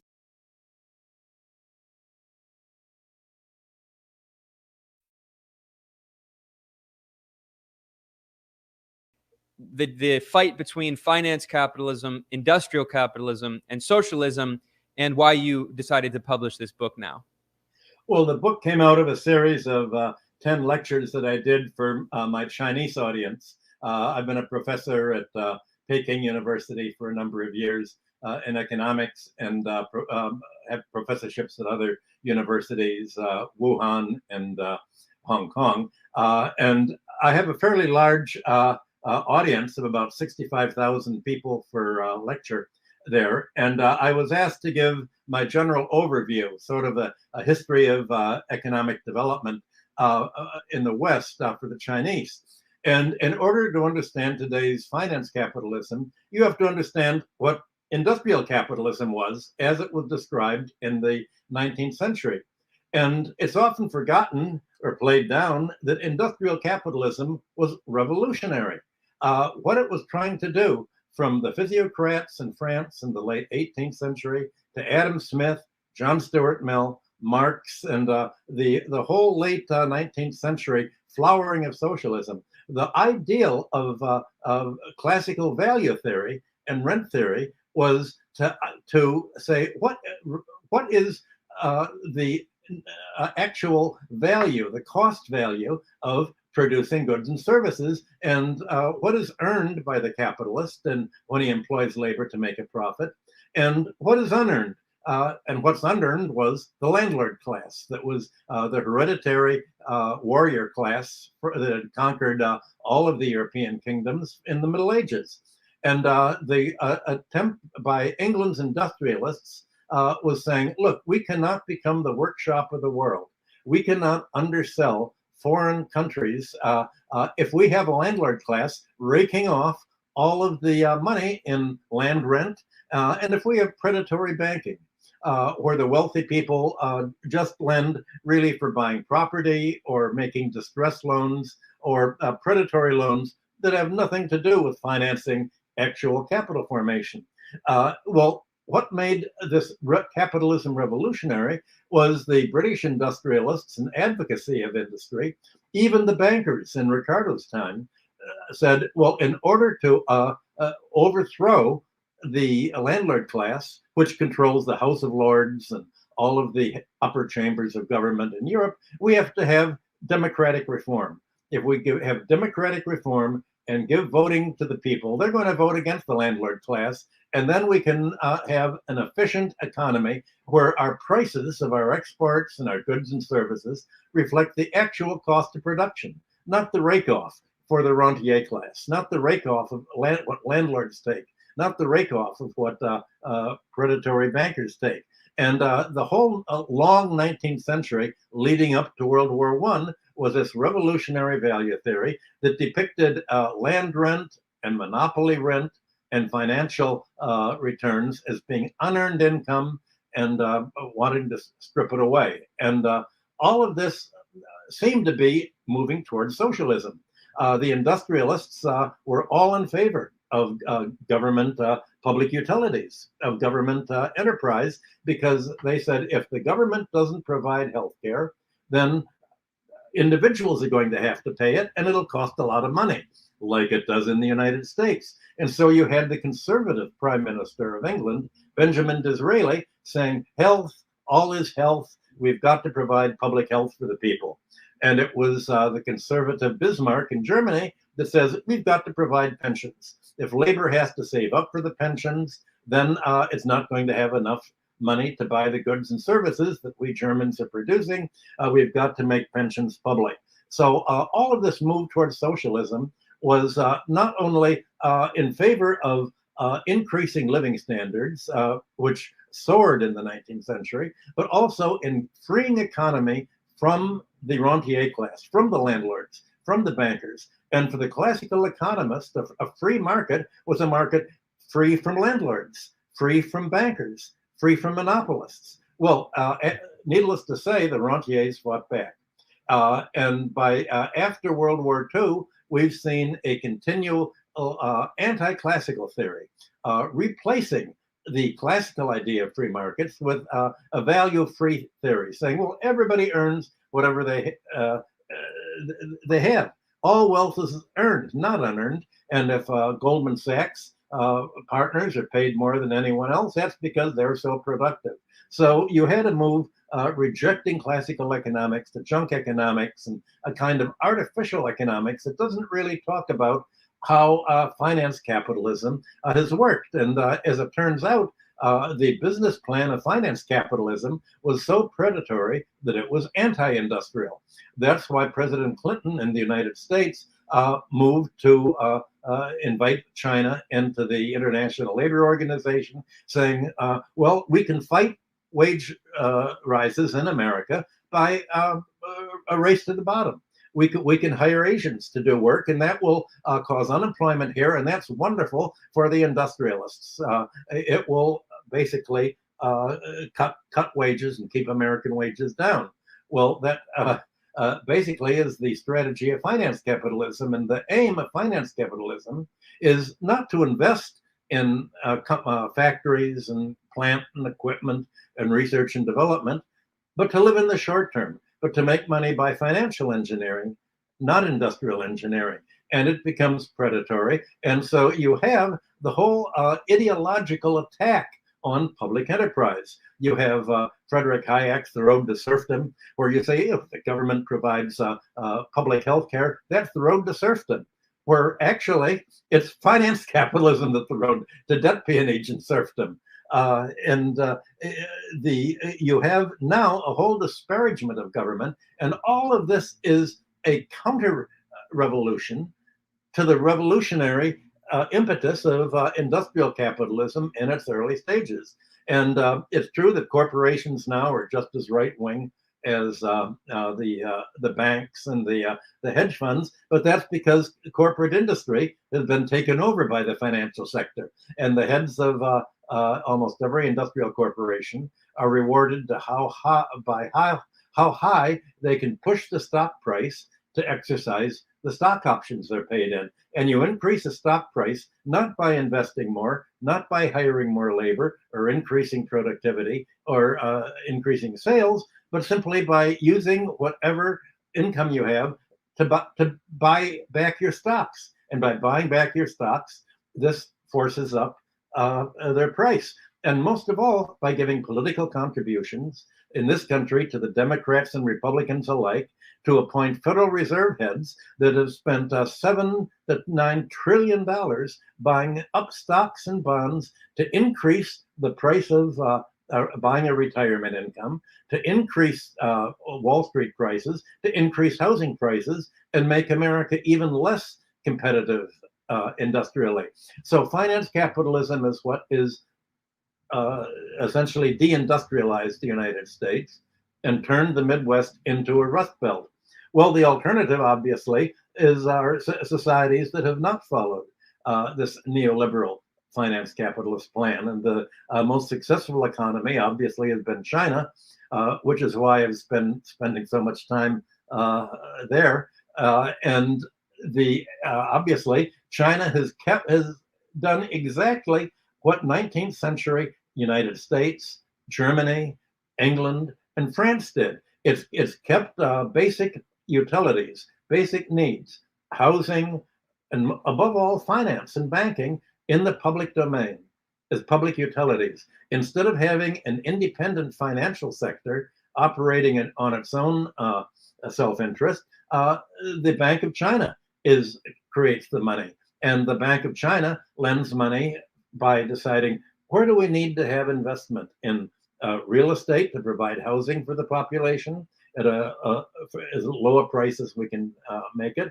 How do we provide, build up the industry? How do we provide an educational system with training? How do we provide health? And you have, the fact is that the central planning in a efficient socialist style, not the Stalinist planning that everybody refers to of Russia, but a mixed economy, as you have in China, which is truly a mixed economy, with guidance, like the French call planification.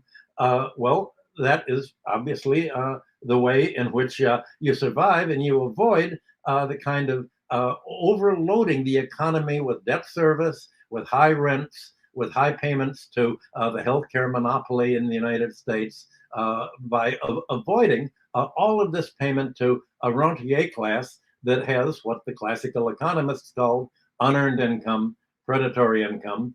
And instead of unseating them, we've put them in charge and made the banks and Wall Street and the City of London and the Paris Bourse the central planners. So we do have central planning, much more centralized than anything that was dreamed by the socialists. But the planning, centralized planning, is done by the financial sector. And financial planning is short-termism. It's short-term planning. It's taking your money and run. And that's what is stripping and impoverishing the global economy today. So can you talk about what your idea of free trade imperialism is and how it relates to U.S. foreign policy? Well, the Nobel Prize is given basically for junk economics, and probably the worst junk economist of the century was Paul Samuelson. He made the absurd claim that he proved mathematically that if you have free trade, then country and don't have tariffs and don't have any government protection, then everyone will become more equal. At least the proportions between labor and capital will be more equal. Well, the reality is just the opposite. And the term free trade imperialism was actually created by a British historian of trade theory who pointed out that, wait a minute, when England went for free trade, the idea was if we have free trade, we can stifle other countries from being able to industrialize, because if we have free trade, then we can tell America, we will open our doors to your markets, meaning the markets of the slave South that Britain supported, and in exchange, you will open your markets to our industrial goods. And America followed that until the Civil War, which was fought not only over slavery, but by the Republican Party after 1853, that said very explicitly, if we're going to win the election, the Whigs never could win. If we, the new party, are going to win the election and industrialize America, we've got to integrate ourselves with the anti-slavery issue, with emancipation, but for us, the economic war of America is a war to either we're going to have protective tariffs in the North, or we're going to end up as a non-industrial raw materials producing society as the South wants. And that was the debate from 1815, when the Napoleonic Wars ended and world trade began again, until really the Civil War. And America became strong in the way that Germany became strong too, by having protective tariffs in order to have prices large enough to nurture what was called infant industry, to nurture American manufacturing.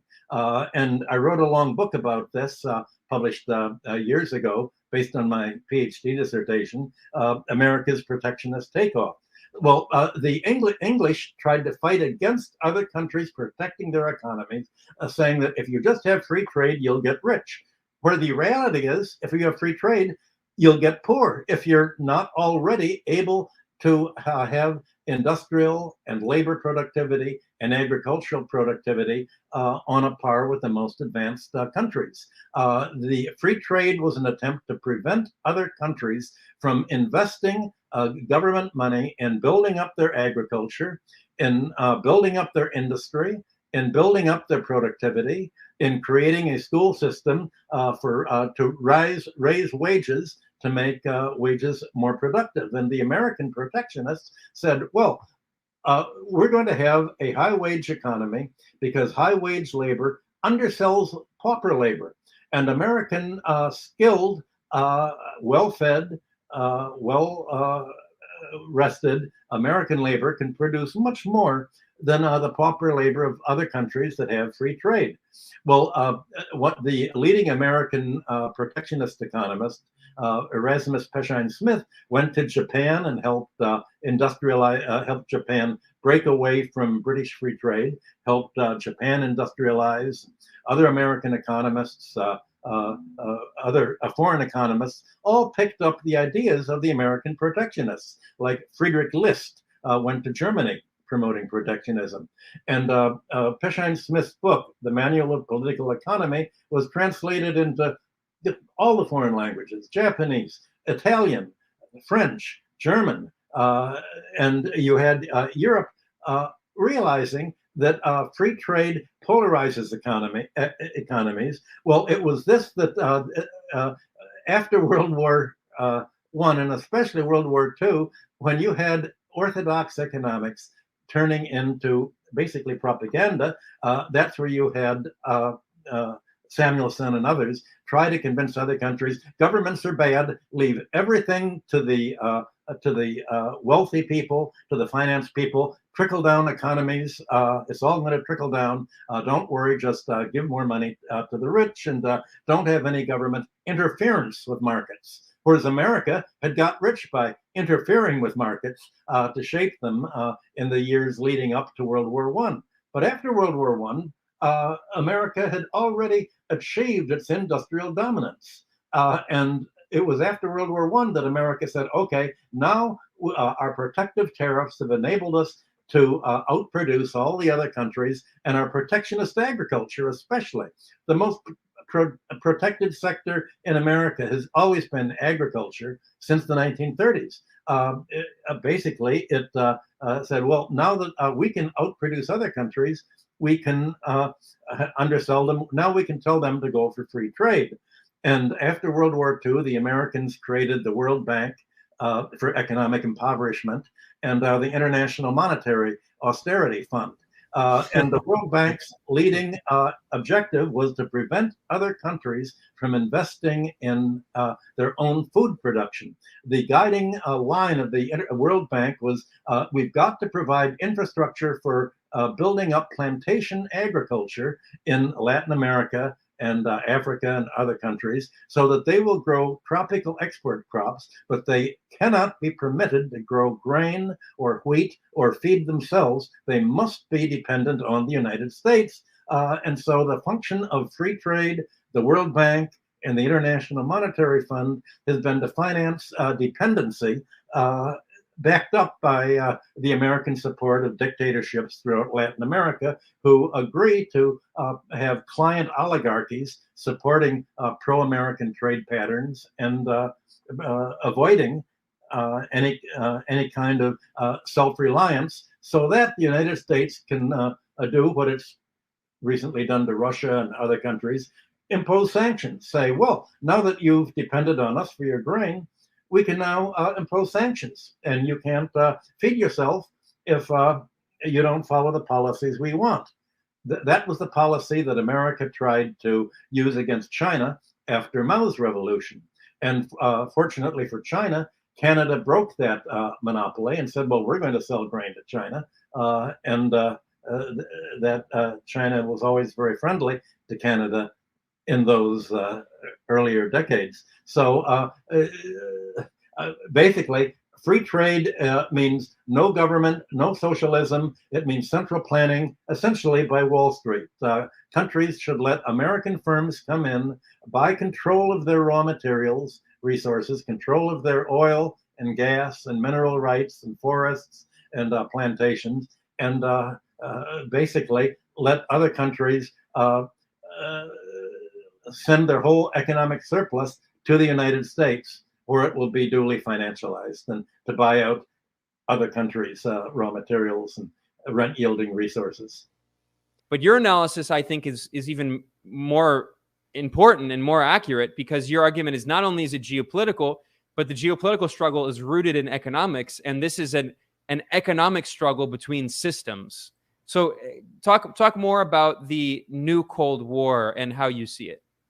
Well, as we're seeing now, the world is dividing into two parts.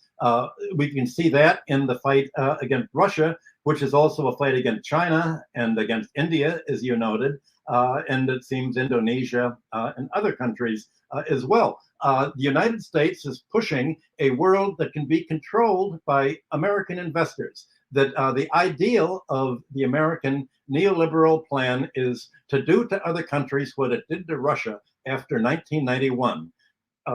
Take all of your public domain, your oil companies, your nickel mines, your electric utilities, give them all to a wealthy oligarchy that can only make money once it's taken control of these companies by selling the stocks to the West. The West will buy out oil, just like Michael Khodorkovsky tried to sell Yukos oil to Standard Oil in the West. And we've got to put an oligarchy that will sell all of the national domain, all of the patrimony in natural resources and all the companies to American investors on the cheap. The Russian stock market led all the stock markets in the world from 1994 up to about 1998.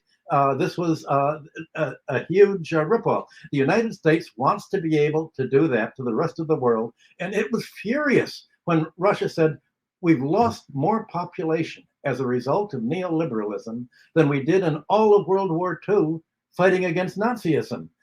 We've got to stop. And Russia began to say, we've got to use Russia's population and industry and natural resources for Russia's benefit, not for the United States' benefit.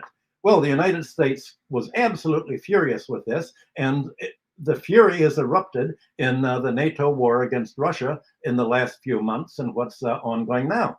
And the United States says, well, U.S. State Department officials have said, what we want to do is carve up Russia into maybe 4 different countries: Siberia, Western Russia, Southern Russia near Central Asia, maybe northern Russia.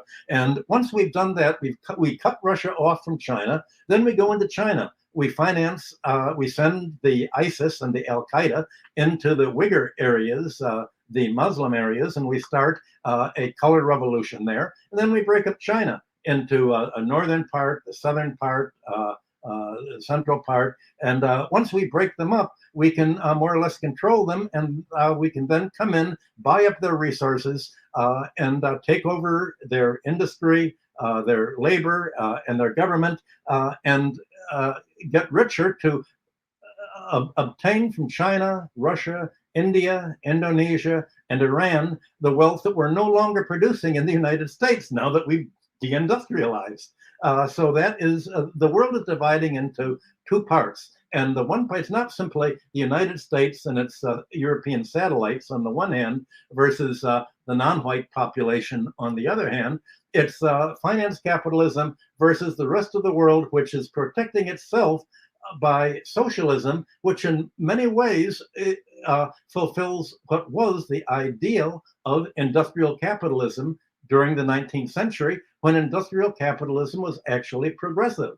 And it was progressive. That's part of the whole theme of my book. It was revolutionary. It tried to free economies from the legacy of feudalism, from the legacy of hereditary landlords.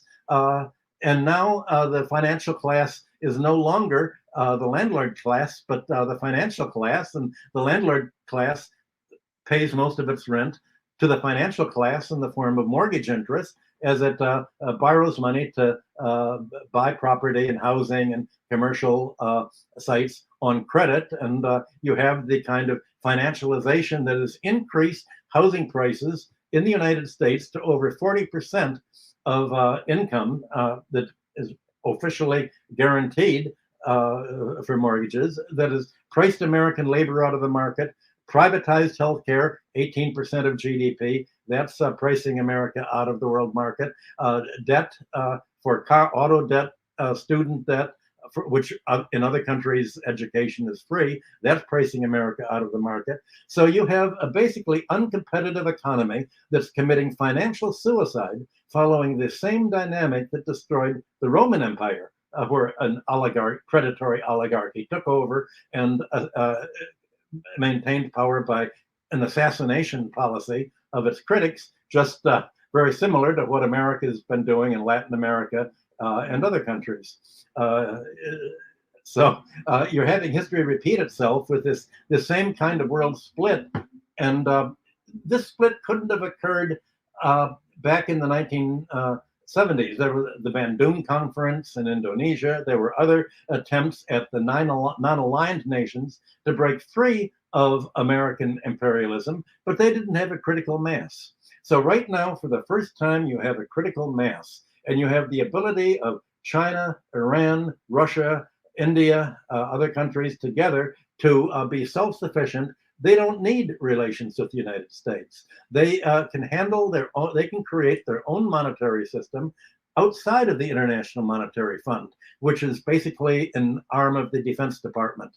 They can give loans to build up the infrastructure of countries outside of the World Bank, which is basically an arm of the Defense Department, the deep state. So you have the American economy essentially a merger between the military-industrial complex and the Wall Street financial fire sector, finance, insurance, and real estate, is a way that really cannot develop any more than the Roman Empire could develop by trying to obtain militarily what it could not produce at home anymore. Well, China and other countries, now that they have their industrial base, the raw materials, the food ability to feed themselves, the agriculture, and the technology, they can go their own way. And so we're seeing in the last few months the beginning of a war that's going to go on for, I think, 20 years, maybe 30 or 40 years. The world is splitting away,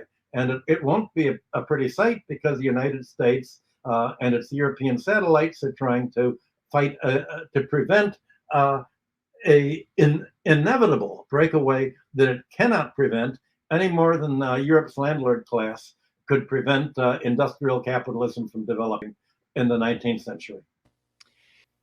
Well, you have used the word shock and awe, picking it up from the US statements of shock and awe. There hasn't been any shock and awe. There's been a self-defeating piffle and laughter. That's not awe. There was an attempt to grab $300 billion of Russia's foreign reserves, saying, well, any country that leaves their reserves in American banks or in the American Monetary Fund to stabilize our currency, we can grab if we don't like their policy. So the idea was now Russia's going to go broke. It can't afford to buy anything without US dollars. And the people are going to get so angry, they're going to vote against Yeltsin. And then we can pour in our money to twerps like Navalny and other right-wingers who will promise to be the new Yeltsins. Well, it didn't work that way. They did grab the 300 billion of Russia's reserves. Russia immediately said, okay, we have our own money. We're now, fortunately, we have enough oil and gas that we don't have to sell to Europe and Germany. If they want to freeze in the dark and let their pipes burst when the weather gets cold, that's their problem. We'll sell to India and China and other countries. And there wasn't, for a few days, the ruble plunged by saying, what is Russia going to do? So all the foreign exchange traders thought they were going to, you can trust Biden to have a really brilliant policies, brilliant president. I think Paul Krugman, the Nobel Prize winner, said Biden is the greatest American president since Roosevelt, since Truman. He said, that's so smart. This is that's why Krugman got the Nobel Prize for making statements like that. Immediately Russia said, well, obviously we can't get paid in dollars anymore or in euros because you'll just grab them. So you'll have to buy our oil and gas in rubles. We're going to price it in our own currency, just like China had talked about pricing its exports in yuan. And so what's happened is that immediately the ruble not only recovered, but is now selling at a higher rate than it was before the American sanctions. So there was no shock at all. The Americans felt shocked. The Americans are shocked. The Americans are awed. The Russians are laughing, and everything is going their way. So it's almost as if I would not accuse Biden of being on the pay of Russia, and I would not say that the leaders of Congress are Russian agents, but if they were Russian agents, if they were paid by Russia, they could not have done a better job of helping Russia do catalyzing its protectionism that it wouldn't do itself.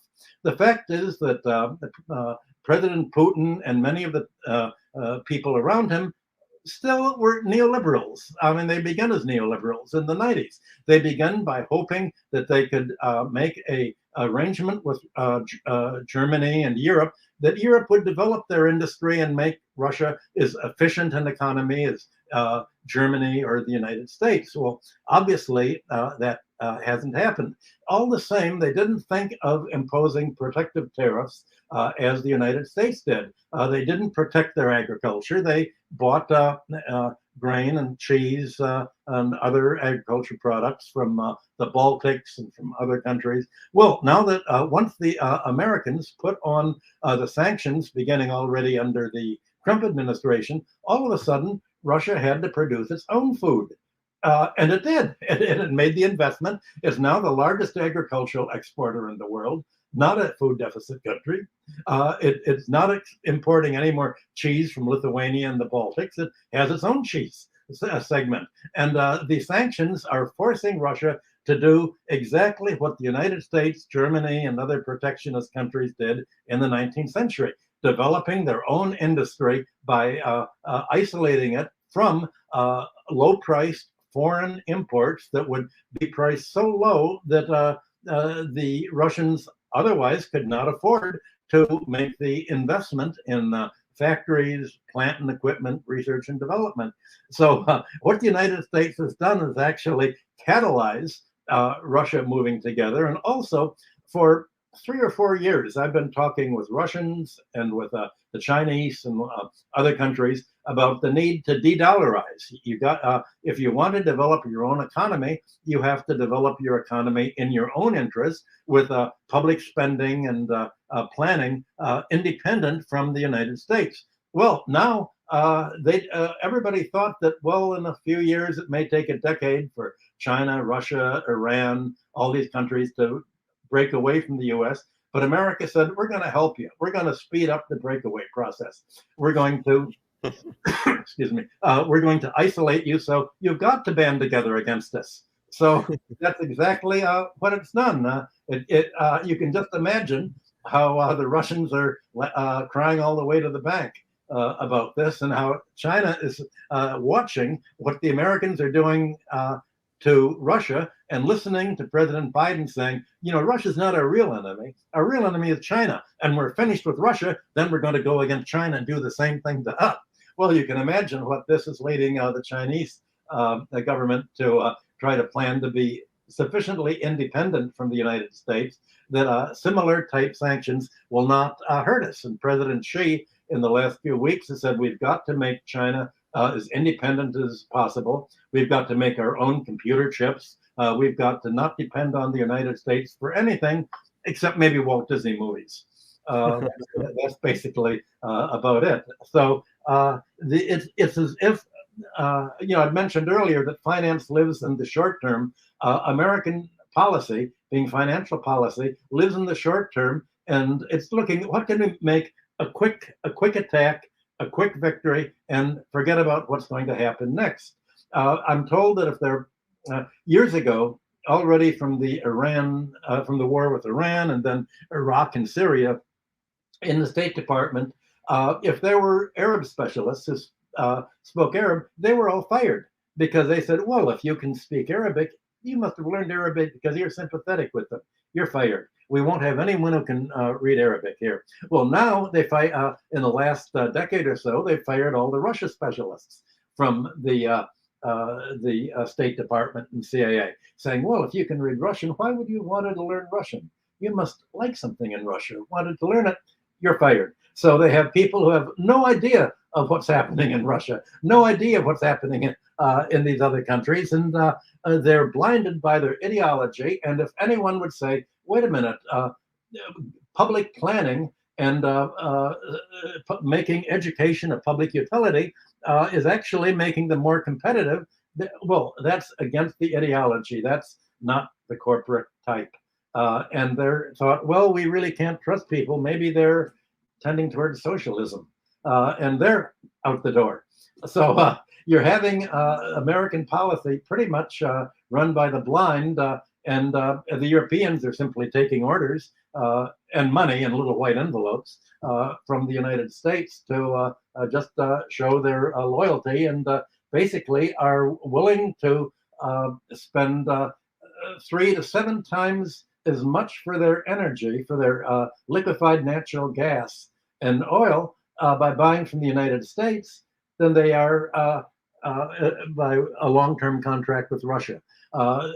Europe is willing to spend now $5 trillion on putting together ports that can handle shipping tankers for liquefied natural gas instead of relying on the Russian pipeline, the Nord Stream 2, that's already there. So Europe is making an enormous sacrifice. If it doesn't have Russian gas, and it refuses to pay rubles, it says, if you don't give us our gas and oil for free, you're attacking us. Because we've been getting all your oil and gas for free because all the dollars, all the money we pay, you've recycled to the United States in your foreign reserves. Thank heavens the US can grab it all. If you don't continue to give it to us for free, then you're attacking us. To the United States, other countries protecting their economy, other countries trying to raise their living standards, and especially other countries undertaking land reform are viewed as enemies of the United States because they're an enemy of the neoliberal American financial system. And the idea, the unipolar world where the United States gets all of the profits and rents and interest of the world economy, just as ancient Rome stripped its provinces by getting all of their wealth and income for themselves, not producing it at home, while impoverishing their own domestic population. It's just as an exact parallel. So Europe is willing to say, well, okay, if we don't have Russian gas, well, that means that our chemical companies cannot buy the gas to make the fertilizer to put on to make our crops grow, and our agricultural productivity is going to fall by about 50%. We're also going to spend a lot more money on America's military, NATO arms to support NATO. So we're higher food, higher military spending, higher energy costs. This ends Europe as an industrial rival to Asia and Eurasia, I should say, because now the Chinese Belt and Road Initiative and other spending investment, capital investment throughout Western Asia is creating a new productive plant that is not only self-sufficient, but is leaving the United States and Europe without any industrial competitive power. They've priced themselves out of the world market. They're no longer competitive. So that's the world is developing, and I'm sure the only way that the NATO countries can fight against it is militarily by threatening to bomb, but they can't fight economically. They can't fight financially. They tried by disconnecting Russia from the SWIFT system. It put in its own system very quickly. It really is left without a strategy, except that it's done a wonderful job of controlling the public relations dimension of this war, making it appear as if somehow other countries are the aggressors and not letting America exploit them. And making it appear as if Russia is the aggressor in Ukraine instead of NATO, prodding and prodding and prodding Russia to say, we're going to capture your port, Crimea, and we're going to attack the Russian speakers if you don't fight back. And we're going to keep bombing them year after year from 2014 on, 14 on, we're going to keep bombing them until you protect them. So all of this is treated as if America is purely defending itself.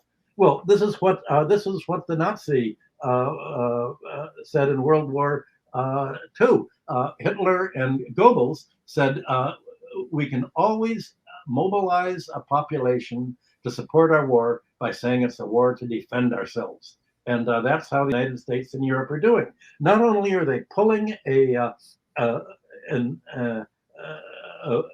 pulling a strategy out of Goebbels' Nazi book, but a few weeks ago, Germany went to the museums, the military museums, where they had the old Panzer tanks from World War II.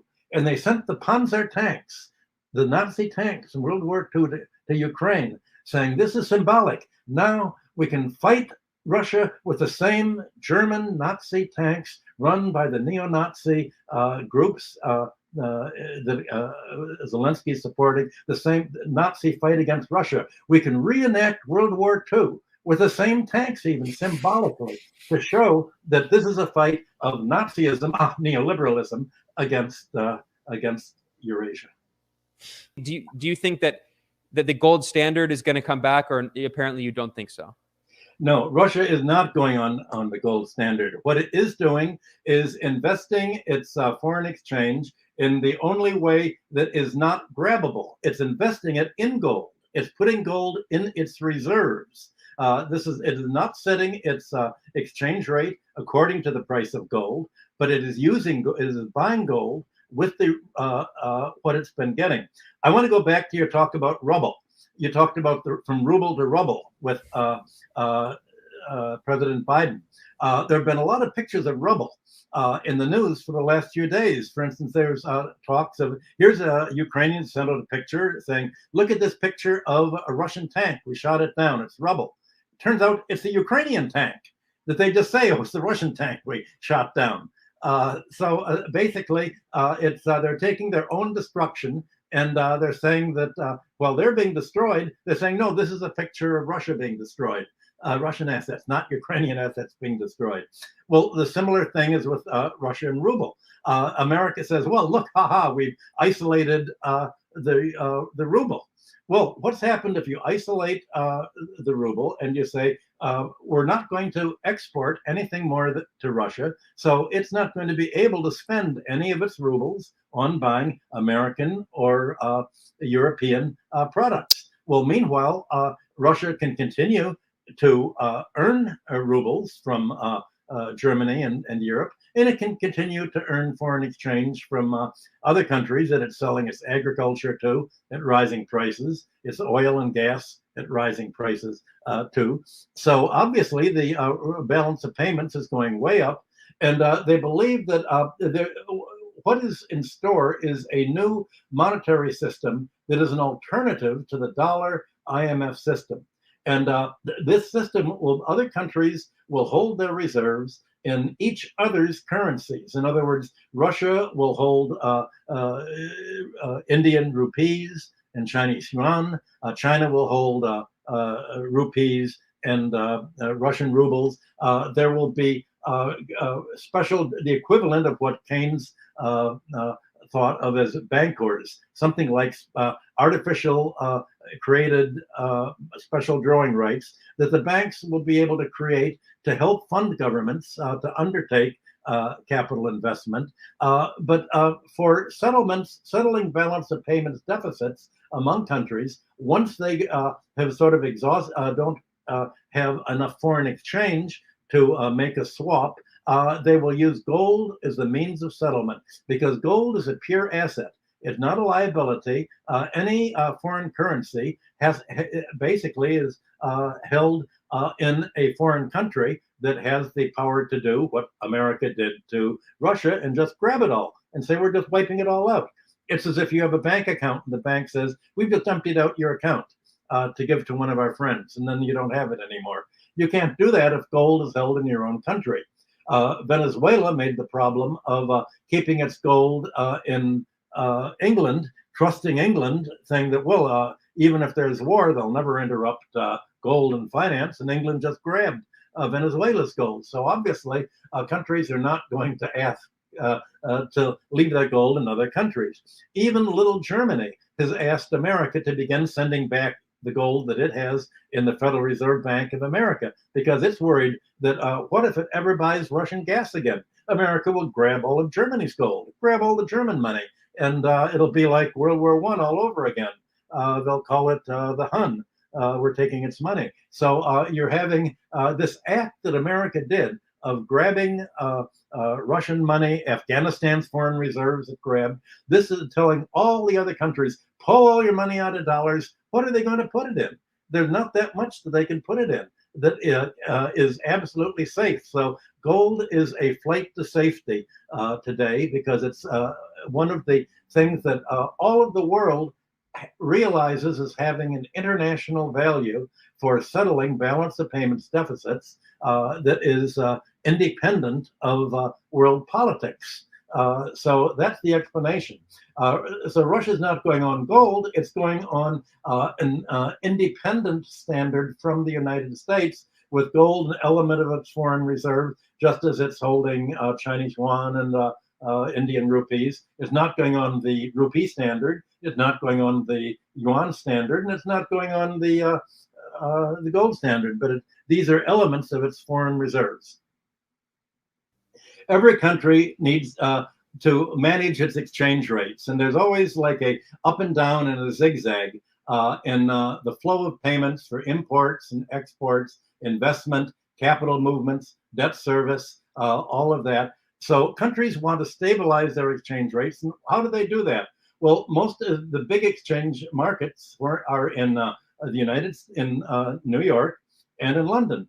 So countries would leave their money in correspondent banks, like when Iran at the time under the Shah kept its foreign reserves in the Chase Manhattan Bank.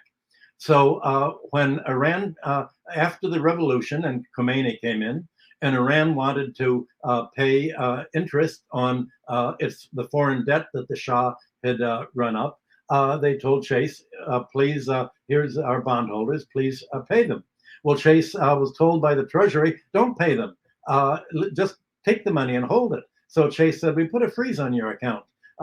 And so Iran defaulted, and then Chase and the State Department said, oh, Iran defaulted, it missed a payment. Now all the money that it's due for foreign debt has to be paid all at once, and Chase paid all of the bondholders off. No more money in the account, it was all emptied out. Suppose you had an account in Chase Manhattan, and they said, okay, now you've done something really bad. You put Michael Hudson on the show, we're going to grab your account. We're going to give it to Mr. Guaido because he needs the money in Venezuela because the people still are not voting for him. So all of a sudden, you won't have money in your account. It'll go to Mr. Guaido's account. Well, that's what happened with Russia. They took the money, they grabbed the money from Russia's account, and they said, half the money we're going to give to, I think, to the 9/11 people, because we all know that it was Russia that bombed the World Trade Center on 9/11. And we're going to give it to all sorts of other people who suffered all over the world. It's all Russia's fault. But Professor Hudson, when you say that they seized Russia's assets, you mean the assets held by the Russian central bank in foreign bank accounts? Yes. Yes, that's exactly right. And these are not physical assets. These are numbers in a computer, right? Right. In Venezuela's case, Venezuela had used some of its oil company earnings to buy oil stations and refining companies. And the United States actually grabbed the ownership of the gas stations and refineries and distribution system that Venezuela had in America. But Russia... it's called Citgo. Citgo, yeah. Russia doesn't really have many capital investments in the United States. So it did have bank accounts, and that was all that the United States could grab. So I think this is also a reflection of a point that you've also made about the financialization of the economy. Is it's also just a lot of this capital is not even physical capital. Yes, it's savings take the form. One person's savings is another person's debt. So these are Russia's deposits in American banks that it used to buy or sell rubles or to buy goods to America or to receive payments in. If Russia exports something to oil, Americans buyers would of Russian oil would put the money into here's a check to Russia. They'd put it in the Russian bank account. They never dreamed that this would be grabbed. But now Russia says, okay, you grabbed our money. Now that means that we get to grab all of your assets in Russia. This is great. All of your stock holdings and Norilsk Nickel and Yukos and all these other companies, tit for tat. Okay, you got the money. We have the assets. Look at us as just buying the assets on the cheap. And the Western investors in Russia have all been selling their Russian assets to show that they're good American citizens of NATO, and the Russians are buying up these European and American assets all on the cheap, largely by borrowing money from the banks that get the money from the central bank now that they're so wealthy, and all of the foreign exchange reserves is a result from the American shock and awe statement that sort of shock and awe in reverse. Russia's coming through just fine, and you can imagine how the American strategists are gnashing the teeth. They don't understand how Russia was able to avoid being bankrupted by this. They really they're not economists and they're not really financiers. They're foreign policy strategists. They're ideologues that are not very well educated in how to think about the future and how to recognize the fact that the world can actually change from what it is today into something else. And sometimes that change is not in America's interest. That is sort of not a permitted thought over here. So essentially, Americans and Europe are operating in the blind, and Russia and China and Iran and India are all looking, how are we going to restructure the world so that we come out of it more prosperous than we were before, not more impoverished. That's really what the world is dividing into. Professor Hudson, I don't know if this is directly related, but it's something that's always been a very curious question in my mind. Germany, back in 2016 and 2017, it physically moved its central bank's gold reserves, which had been stored in New York, London, and Paris, and it physically moved those gold reserves, to Frankfurt. Now, this was before the U.S. and Britain stole Venezuela's gold reserves and other reserves. But do you know anything about this? What motivated Germany's central bank to move the physical location of its gold reserves into Germany itself? I don't think it's all moved yet. It's still going on. Gold is very heavy. It's as heavy as lead, basically. And America said, well, we really don't have we can only do it a little bit, trickle by trickle. So America's been returning the gold very slowly. So I think Germany, with all of its talk about its history of hyperinflation, I think just wanted, it realizes that now that gold is not used to settle balance of payments deficits anymore, the gold that Germany had in America was all of the exports that it made to the United States during the Vietnam War. This is Vietnam War gold.